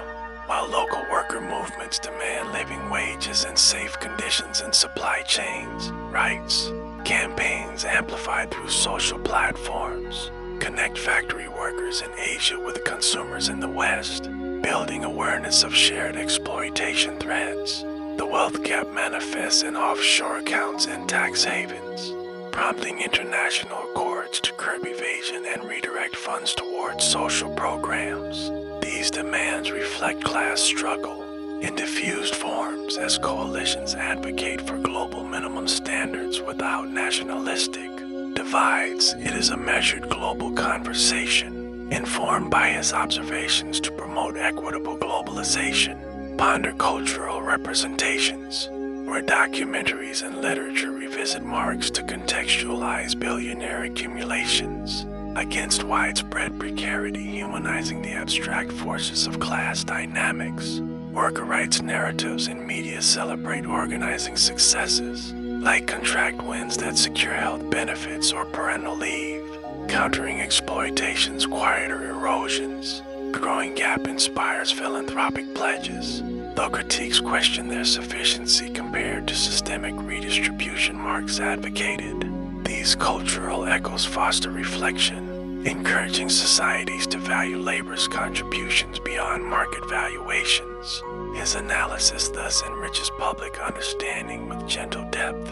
Think about policy innovations such as wealth taxes proposed in various nations, drawing from Marx's exploitation critique to fund public investments that narrow gaps and bolster workers' securities. Demands for stronger labor laws, including protections against retaliation for organizing, address power imbalances he highlighted in employer-employee relations. The echoes appear in electoral platforms that prioritize fair shares, resonating with voters experiencing wage stagnation amid corporate profits. This political engagement ensures incremental progress, adapting class insights to democratic processes. Marx's specter here guides toward inclusive policies calmly. Consider technological amplifications, where data-driven economies concentrate wealth in platform owners. Echoing Marx's algorithms capture value from user and worker inputs with minimal reciprocation. Rights demands include data dividends or cooperative ownership models, reimagining exploitation in digital realms. The gap widens through intellectual property monopolies, yet movements push for open access to balanced benefits. These adaptations soften potential conflicts, channeling critiques into innovative governance. It offers reassurance in technology's equitable potential. Delve into educational efforts where curricula incorporate Marx to explain inequality trends, empowering students to advocate for rights with historical context. Worker training programs funded by settlements address skill gaps, mitigating exploitation through empowerment. The analysis informs union strategies, using data to negotiate from strength in class-based negotiations. This knowledge dissemination builds resilience, fostering informed participation in economic dialogues. Marx's ideas nurture thoughtful advocacy. Reflect on health outcomes as wealth disparities correlate with access to care. Echoing Marx's concerns over working class vulnerabilities exacerbated by exploitation. Demands for universal health care tie into rights agendas, seeking to alleviate burdens from unchecked capital priorities. The Growing Gap prompts corporate wellness initiatives, though systemic solutions gain traction for broader impact. These intersections highlight human costs, promoting compassionate reforms. His framework illuminates paths to well-being. Explore environmental justice links, where polluted communities often coincide with lower wage workers, mirroring class exploitation and risk distribution. Rights movements demand green transitions that prioritize worker retraining, ensuring just shifts. The wealth gap funds lobbying against regulations, yet counter efforts build coalitions for sustainable equity. This linkage enriches struggles, aligning labor with planetary care. Marx's echo supports holistic visions. Ponder community building as mutual aid networks emerge amid gaps, embodying solidarity against isolation and exploitative systems.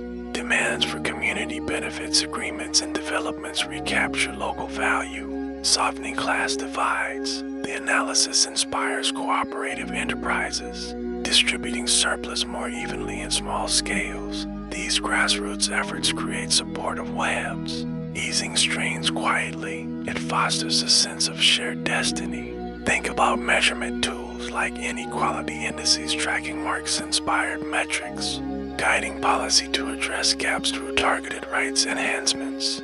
Worker surveys reveal exploitation experiences, informing advocacy with empirical voice. The echoes refine debates, ensuring data-driven responses to class dynamics. This analytical layer adds precision, grounding aspiration in reality. Marx's influence persists measurably.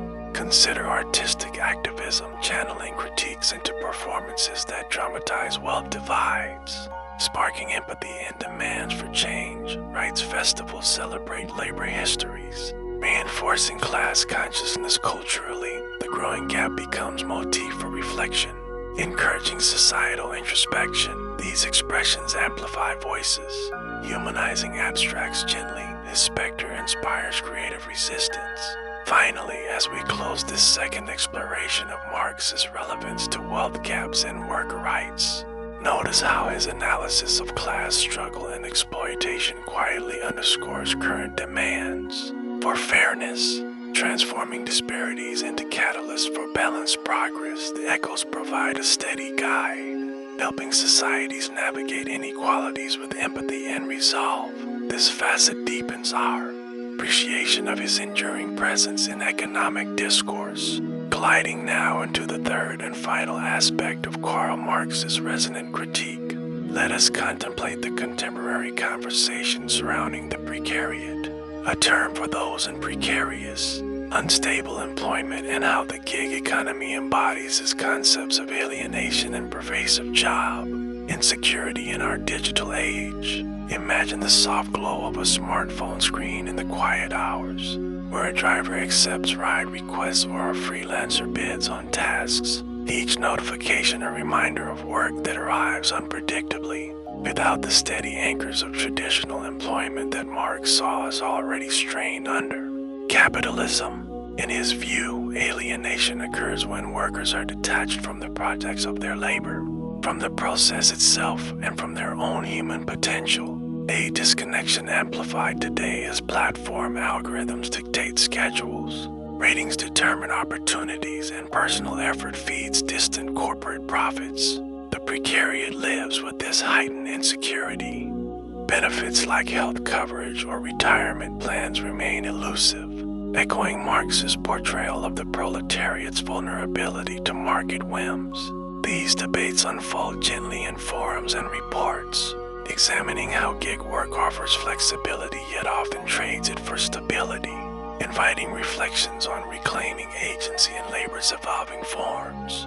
Consider how Marx described workers becoming appendages to machines and factories, a sensation mirrored in the gig economy where individuals navigate apps that monitor performance metrics relentlessly, fostering a sense of detachment from meaningful control over one's time and output.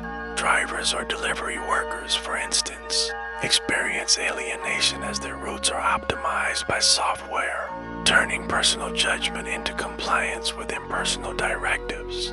Are the fruits of their labor data and fees enrich platform owners far removed from the daily grind? Job insecurity compounds this, with income fluctuating based on demand surges or algorithmic deactivations, leaving little room for planning or rest in a life paced by constant availability.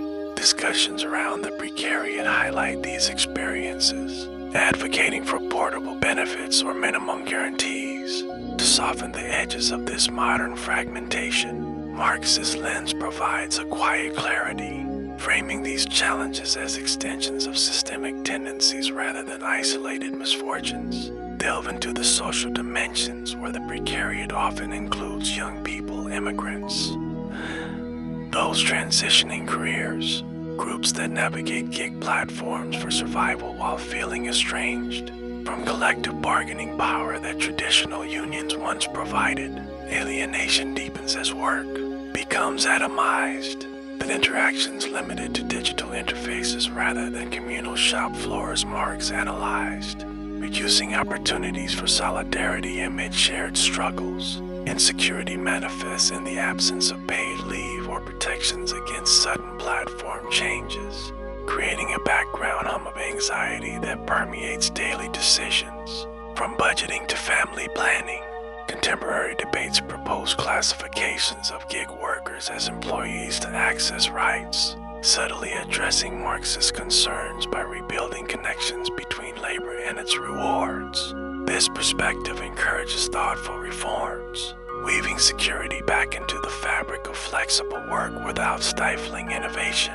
Reflect on cultural narratives as books and podcasts explore precarity through personal stories, resonating with Marx's emphasis on how capitalism estranges individuals from their creative essence, turning labor into mere survival transactions. Gig workers share experiences of rating systems that quantify human interactions, fostering alienation as reputation scores overshadow personal growth or craftsmanship.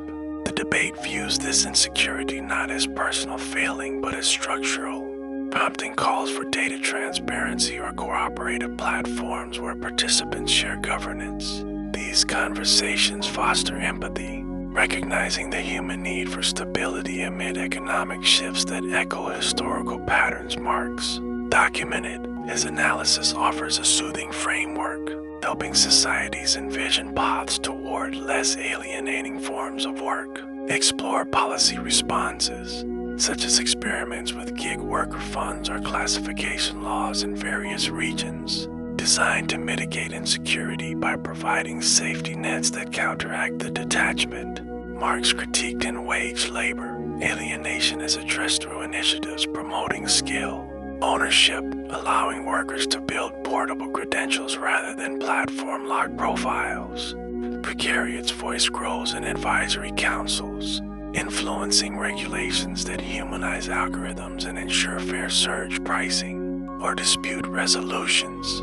Debates weigh flexibility's benefits against these risks, seeking balances that honor individual autonomy while restoring communal ties. Marx's concepts here guide nuanced approaches, promoting dignity in an economy of fleeting tasks. Ponder the psychological impacts where constant job insecurity can erode a sense of purpose, aligning with Marx's view of alienation diminishing worker species being their capacity for free, creative activity. Gig platforms often gamify tasks with badges or streaks, masking underlying detachment with superficial engagement, yet leaving many yearning for deeper fulfillment. Contemporary discussions advocate mental health resources tailored to precarious work, acknowledging the quiet toll of unpredictability on well-being. This recognition builds toward supportive ecosystems, where community networks offer mutual aid in the absence of employer backing. It is a gentle acknowledgement using historical insights to nurture resilience in modern labor landscapes. Think about global variations. As the precariat expands in developing economies where informal gigs blend with formal apps, amplifying alienation through cultural displacements and insecure remittances. Debates in international bodies explore cross-border protections, ensuring rights follow workers across platforms that operate globally. Insecurity here intersects with migration patterns, where gig work sustains families yet isolates individuals from stable roots. Marxist readings inform these analyses, highlighting exploitation in digital labor chains that extract value without reciprocal security. Conversation evolves toward universal standards, fostering a sense of shared humanity amid diverse experiences. Consider technological countermeasures, like open-source platforms or worker-owned apps emerging to combat alienation. By returning control to participants, redistributing data value and decision-making, the precariat benefits from tools that aggregate ratings across services, enhancing bargaining power in an otherwise fragmented field. Debates celebrate these innovations as steps toward reclaiming labor's essence, countering insecurity with collective ownership models. This technological layer adds hope, adapting Marx's critiques into empowering alternatives quietly. His framework illuminates possibilities for reconnection in digital work. Delve into educational initiatives, teaching digital literacy alongside rights awareness to empower the precariat against alienating structures, building skills that transcend single platforms. Programs simulate gig scenarios, preparing participants for insecurity while advocating systemic changes. The debate incorporates these efforts, viewing education as a bridge to less estranged labor relations. This focus on learning fosters long-term agency, softening immediate vulnerabilities thoughtfully. Marx's alienation concept thus inspires proactive growth. Reflect on artistic expressions, from films depicting gig life to music capturing its rhythms, humanizing the precariat's alienation and sparking broader dialogues on insecurity's emotional landscape. These works echo Marx by portraying work's potential for fulfillment. When freed from commodification pressures, cultural forms host such creations, amplifying voices and building empathy across class lines. Resonance encourages societal introspection, guiding toward more integrated lives.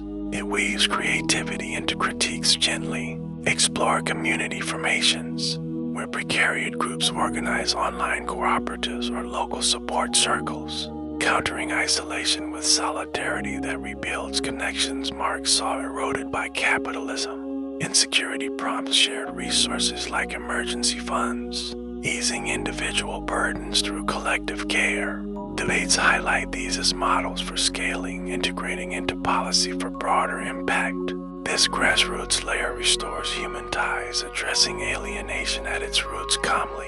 His ideas nurture communal responses, ponder future trajectories, envisioning a precariat diminished by policies blending gig flexibility with security guarantees, evolving Marx's alienation concerns into harmonious work designs. Dates Project Hybrid Futures, where AI handles variability while humans engage meaningfully. The conversation remains open, adapting critiques to emerging realities with care. This forward view offers reassurance, charting paths to fulfillment. Marx's lens guides visionary balance. Think about measurement efforts, tracking precarity indices to quantify alienation and insecurity, informing targeted interventions with data-driven empathy. Surveys capture lived experiences, enriching debates beyond aggregates to personal narratives. The precariat's realities thus shape responsive policies, ensuring voices direct change. This empirical approach grounds aspiration in tangible progress.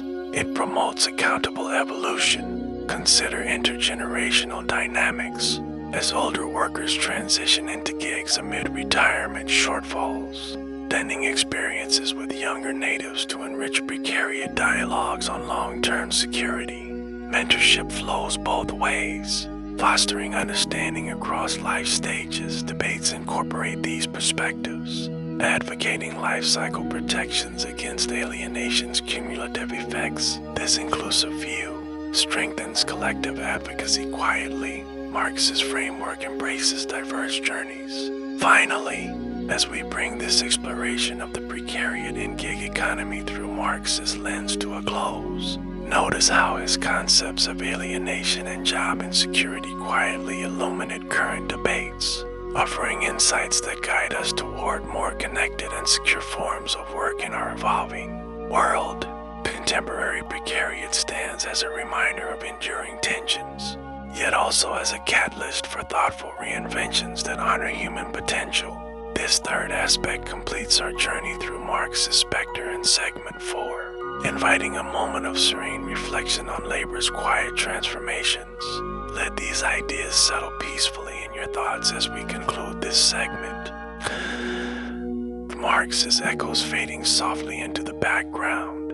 We are now prepared to enter the final segment where these theories converge. As we gently draw the threads of these individual thinkers together, Smith's harmonious markets, Malthus's cautious balances, Ricardo's grounded differentials, and Marx's probing critiques let us now step into the broader landscape where these foundational economic theories intersect and overlap in the political discourse of our current decade.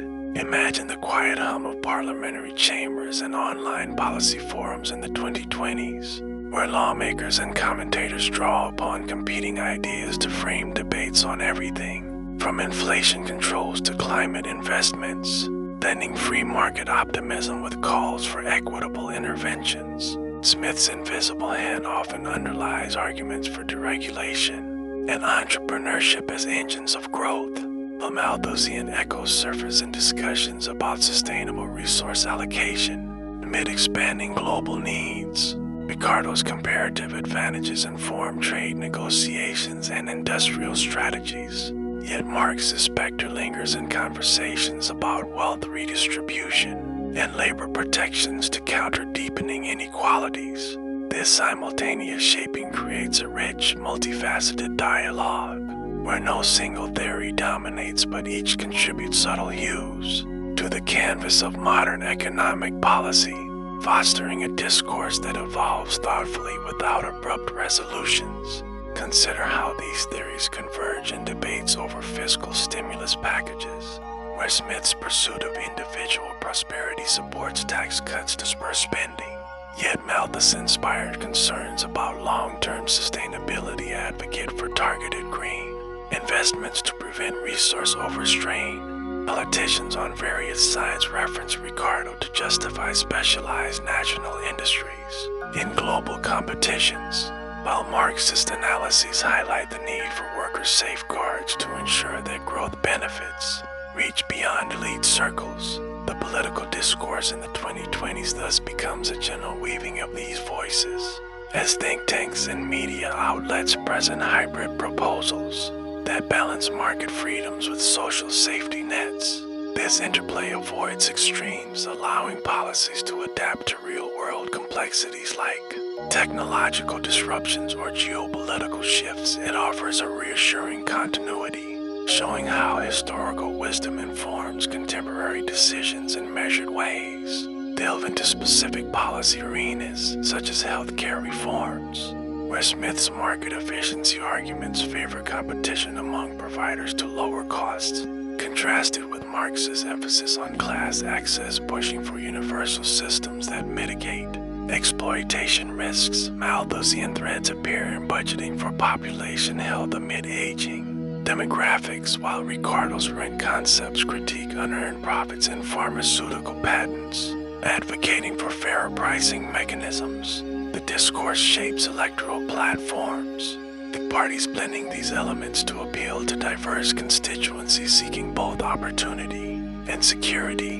Analysts dissect these proposals calmly, weighing short-term gains against enduring equilibria. This convergence enriches political conversations, turning abstract theories into practical guides for societal well-being.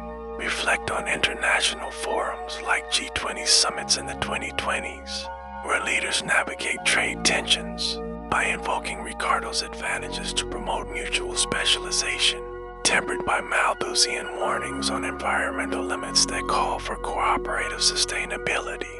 Pax Smith's ideals underpin free trade advocacy, yet Marx's critiques influence labor clauses ensuring fair wages in global supply chains.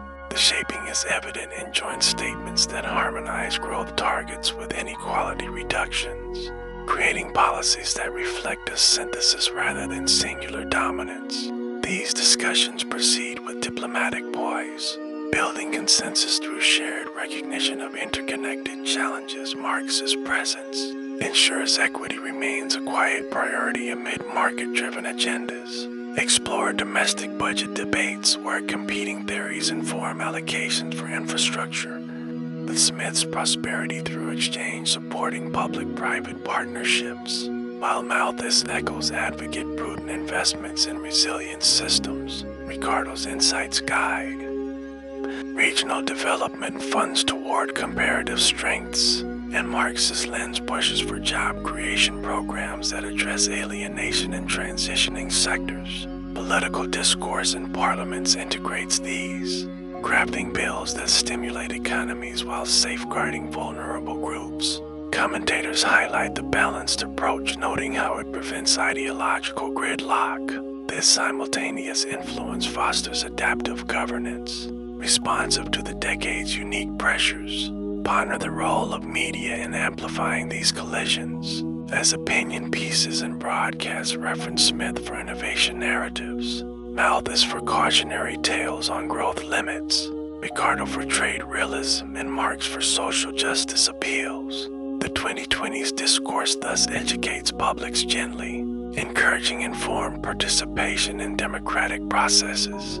Debates on social media threads weave these ideas into everyday conversations, demystifying policy choices. This broad shaping strengthens civic engagement, grounding opinions in historical depth. It creates a tapestry of voices contributing to collective direction. Think about educational influences, where curricula in the 2020s incorporate these thinkers to prepare students for nuanced policy analysis, blending Smith's optimism with Marx's criticality in economics classes. Political candidates draw upon this shared knowledge base, framing campaigns around hybrid visions that acknowledge competing truths. The discourse benefits from academic input, the papers exploring syntheses that resolve tensions constructively. This intellectual foundation supports mature debates, avoiding oversimplifications. Theories collide here to illuminate rather than divide. Consider crisis responses such as post-pandemic recoveries, where Smith's mechanisms aid market rebounds, Malthus informs resource rationing, Ricardo guides supply chain reallocations, and Marx ensures aid reaches marginalized workers. Political shaping in the 2020s reflects this multifaceted approach, with stimulus designs incorporating diverse insights for comprehensive healing. Discourse praises the inclusivity, noting reduced polarization through theoretical balance. These moments highlight the value of competing ideas coexisting productively. It reassures in times of uncertainty. Delve into technology policy, where AI regulations drive Smith's innovation incentives, Malthusian resource concerns for data centers, Ricardo's advantages in tech exports, and Marx's protections against job displacement. Dates in the 2020s craft frameworks that promote progress while mitigating risks, shaped simultaneously by these legacies. Political leaders reference them to build bipartisan support for forward-looking laws. The convergence fosters ethical tech ecosystems, aligning advancement with societal needs. This thoughtful integration guides the decade's digital trajectory. Reflect on environmental policies, blending Malthus's scarcity warnings with Smith's market tools like carbon pricing, Ricardo's land value captures for conservation funding, and Marx's equity in green transitions. Discourse shapes ambitious climate accords, balancing economic vitality with planetary care through theoretical harmony. In the 2020s, this results in policies that incentivize sustainable practices across sectors. The simultaneous influence promotes unified action on shared challenges. It offers hope through collaborative wisdom. Explore monetary policy debates, where central banks weigh Smith's growth through liquidity against Malthusian inflation risks from overexpansion, informed by Ricardo's trade balances and Marx's inequality amplifications. Political discourse in the 2020s advocates cautious adjustments, drawing on these to maintain stability.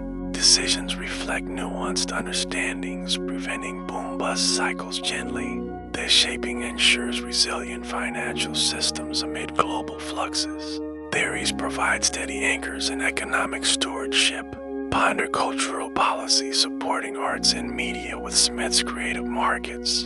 Malthus inspired sustainability and cultural preservation, Ricardo's comparative cultural exports, and Marx's access for all classes. Debates fund programs that enrich societies holistically, shaped by intersecting ideas. In the 2020s, this fosters vibrant expressions reflecting diverse experiences. The discourse celebrates culture's role in cohesion. It weaves intellectual threads into societal fabric, Think about housing policies integrating Ricardo's rent theories with Smith's supply incentives, Malthusian population accommodations, and Marx's affordability demands, political shaping crafts inclusive urban plans, addressing shortages through balanced measures, the 2020 initiatives that promote equitable access without stifling development.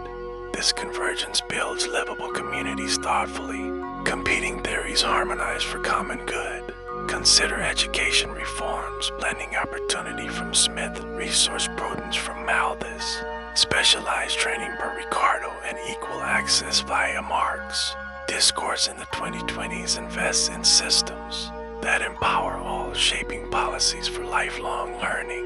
The simultaneous influence prepares societies for future challenges adaptively. It nurtures human potential across generations. This holistic approach inspires enduring progress. Finally, as we conclude this first view of how these early theories simultaneously shape political discourse, in the 2020s, notice the elegant dance of ideas competing yet complementing one another, creating policies that reflect the complexity of our shared world. The collisions produce not chaos but a richer understanding, guiding leaders toward solutions that honor multiple truths. This analysis sets the foundation for examining real-world navigations of these tensions. Let these interwoven echoes linger calmly in your mind as we pause here. With the discourse's layers settling, we are ready for the next exploration, transitioning smoothly from the abstract interplay of these theories and discourse. Let us now observe tangible instances. Governments and corporations delicately balance the push of free market principles with the pull of social welfare measures, navigating inherent tensions to craft practical responses in our interconnected world. Picture a national government rolling out a universal health care initiative, drawing on Smith's faith in market competition to allow private providers to innovate in service delivery, yet incorporating Marx's emphasis on equity to subsidize access for lower-income groups, ensuring broad coverage without fully nationalizing the system. Corporations, too, face this navigation as tech giants implement profit-sharing schemes inspired by Ricardo's value differentials, rewarding employees based on company performance, while addressing Malthusian sustainability by tying bonuses to environmental targets that preserve resources for future generations.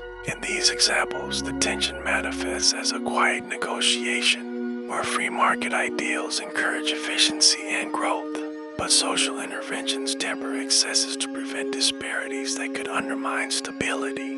This balance unfolds in policy documents and corporate reports, reflecting a pragmatic synthesis that honors multiple perspectives without rigid adherence to one. Consider the European Union's approach to digital taxation. Governments apply levies on large tech firms, echoing Ricardo's economic rent, to capture unearned profits from data monopolies, while allowing market freedoms as per Smith to foster innovation, all balanced with welfare spending on digital literacy programs to mitigate Marx's alienation in a gig-driven workforce. Corporations like multinational retailers navigate this by adopting fair trade practices, leveraging comparative advantages in global sourcing yet committing to living wages, influenced by social welfare norms, thus easing Malthusian strains on supplier communities through ethical supply chains. The real-world tension here is managed through stakeholder dialogues, where economic councils weigh competitive edges against societal costs, resulting in hybrid models that sustain profitability while funding community initiatives.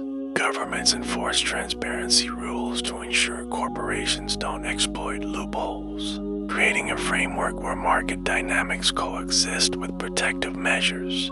These examples illustrate a measured evolution, where navigation prevents polarization by integrating diverse theoretical insights into actionable strategies. Delve into renewable energy transitions, as seen in the United States infrastructure bills that subsidize green tech startups per Smith's entrepreneurial spirit, yet regulate land use drawing from Ricardo to avoid rent-seeking in prime solar sites. while incorporating welfare elements like job retraining for fossil fuel workers to address Marx's class concerns amid shifts. Corporations in the energy sector balance this by investing in sustainable projects for long-term market gains, but partnering with governments on community funds that echo Malthus's resource prudence, ensuring transitions don't exacerbate scarcity for vulnerable populations. The tension navigates through public-private partnerships, where free market incentives like tax credits spur innovation, countered by welfare mandates such as equitable hiring practices to distribute benefits widely. Real-world outcomes include reduced emissions alongside economic growth, demonstrating how these balances yield resilient systems. This approach fosters collaboration, turning potential conflicts into cooperative advancements. Reflect on pandemic recovery efforts, where Asian governments blended Smith's market stimulus through business loans with social welfare nets like cash transfers inspired by Marx to cushion worker hardships while applying Malthusian foresight and stockpiling essentials, and Ricardo's trade specializations to secure supply chains. Corporations adapted by offering flexible work arrangements to retain talent in competitive markets, yet enhanced welfare with health benefits and upskilling programs to navigate job insecurity tensions. The examples highlight boardroom decisions that prioritize shareholder returns alongside employee well-being, mediated by regulatory oversight that prevents short-term profiteering. Navigation here involves iterative adjustments, as feedback from economic indicators guides refinements to maintain equilibrium. These instances provide reassurance, showing how tensions become catalysts for inclusive recovery. Explore corporate social responsibility programs, such as those by consumer goods firms that embrace free market expansion into new regions per Smith, but implement fair labor audits influenced by Marx to counter exploitation while considering Ricardo, reduce rent and community investments, and Malthus's sustainability and eco-friendly packaging. Governments support this through incentives like tax breaks for ethical practices, balancing market freedoms with welfare oversight via minimum standards enforcement. Real-world tension is evident in annual reports.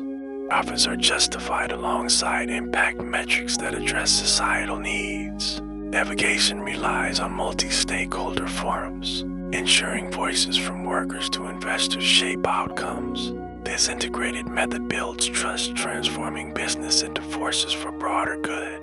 Ponder trade policy implementations, like those in Latin America where governments negotiate agreements leveraging Ricardo's advantages for export growth, tempered by Smith's competition with welfare tariffs protecting local jobs from Marx highlighted displacements and Malthusian clauses on resource conservation. Corporations in agriculture navigate by specializing in high-value crops for markets, yet contributing to social funds that provide education and health services to mitigate community tensions.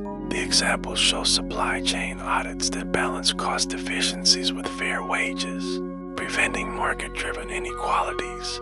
Real-world success comes from adaptive clauses and deals, allowing revisions based on welfare impacts. These navigations promote stable prosperity, honoring theoretical depths in practice. Think about education funding models, where Scandinavian countries mix Smith's private innovation in edtech with public welfare access for all, drawing Ricardo's value from specialized curricula and Marx's equity to close class gaps. Alongside Malthus's planning for demographic shifts, corporations sponsor programs for workforce alignment, navigating market needs with social commitments like scholarships for underrepresented groups. The tension resolves in hybrid systems, where fees fund advancements but subsidies ensure inclusivity. Governments oversee to prevent commercialization excesses, creating balanced ecosystems. This approach nurtures human capital thoughtfully. Consider antitrust actions, as in the tech sector where regulators invoke Smith's competition to break monopolies. Influenced by Ricardo's rent critiques, While welfare measures protect consumers per Marx and Malthus warns against resource wasted, duplicated efforts, corporations respond by diversifying portfolios, balancing market dominance with social investments in open source tech. Real-world navigation includes settlements funding public goods, easing tensions through reparative actions. States and courts weigh freedoms against harms, guiding equitable resolutions. These examples underscore adaptive justice in economics, delve into pension reforms, lending Smith's investment markets for growth with welfare guarantees inspired by Marx to secure retirements, using Ricardo's differentials and fund allocations and Malthus's foresight on aging populations. Governments and firms co-manage funds, navigating returns with risk protections for workers. The tension appears in contribution matches, encouraging savings while providing safety nets. Real-world implementations include auto-enrollment features, balancing choice with security. This synthesis ensures dignified futures. Reflect on immigration policies, where free market needs for labor per Smith clash with welfare integrations via Marx, shaped by Ricardo's specializations and Malthus's capacity concerns. Governments navigate through skilled visas paired with support services, while corporations advocate for talent inflows with training commitments. The examples highlight pathways to citizenship that balance economic contributions with social inclusion. Tension management fosters diverse, productive societies. These instances reveal humane policy crafting, explore disaster relief frameworks, combining Smith's rapid market responses and supplies with welfare distributions per Marx, informed by Malthus's scarcity planning and Ricardo's efficient allocations. Corporations donate resources while governments coordinate equitable aid, navigating tensions through transparent systems. Real-world efforts rebuild communities resiliently, integrating lessons for future preparedness. This collaborative navigation saves lives and restores stability. It demonstrates theoretical harmony in crisis. Ponder innovation grants, where governments fund startups with Smith's entrepreneurial incentives. Tempered by Marx's public benefit requirements, Ricardo's sector focuses, and Malthus's sustainable mandates. Corporations match funds for joint ventures, balancing profits with social impacts. The tension resolves in impact assessments, ensuring innovations serve broadly. Real-world successes include health tech advancements, accessible to all. These examples inspire progressive alliances. Think about consumer protection laws enforcing Smith's fair markets against deceptive practices, with welfare redress per Marx, drawing Ricardo's value transparency and Malthus's long-term trust building. Firms adapt compliance into branding, navigating regulations with ethical commitments. The discourse shapes safer marketplaces, preventing exploitation quietly. Governments enforce through agencies, balancing freedoms with safeguards. This protects societal fabric. Consider cultural heritage funding, mixing market tourism revenues per Smith with welfare access programs via Marx, specialized preservations from Ricardo, and sustainable tourism limits by Malthus. Governments and corporations partner in restorations, navigating commercial interests with public goods. Real-world sites thrive as inclusive assets, enriching experiences. Tension handling preserves legacies thoughtfully. These navigations honor shared histories. Finally, as we wrap this examination of real-world navigations between free market ideals and social welfare interventions by governments and corporations, observe how these examples quietly demonstrate the art of balance, turning theoretical tensions into practical harmonies that sustain societies in the 2020s. The instances reveal adaptive wisdom, where competing forces coalesce to address human needs without compromise to progress.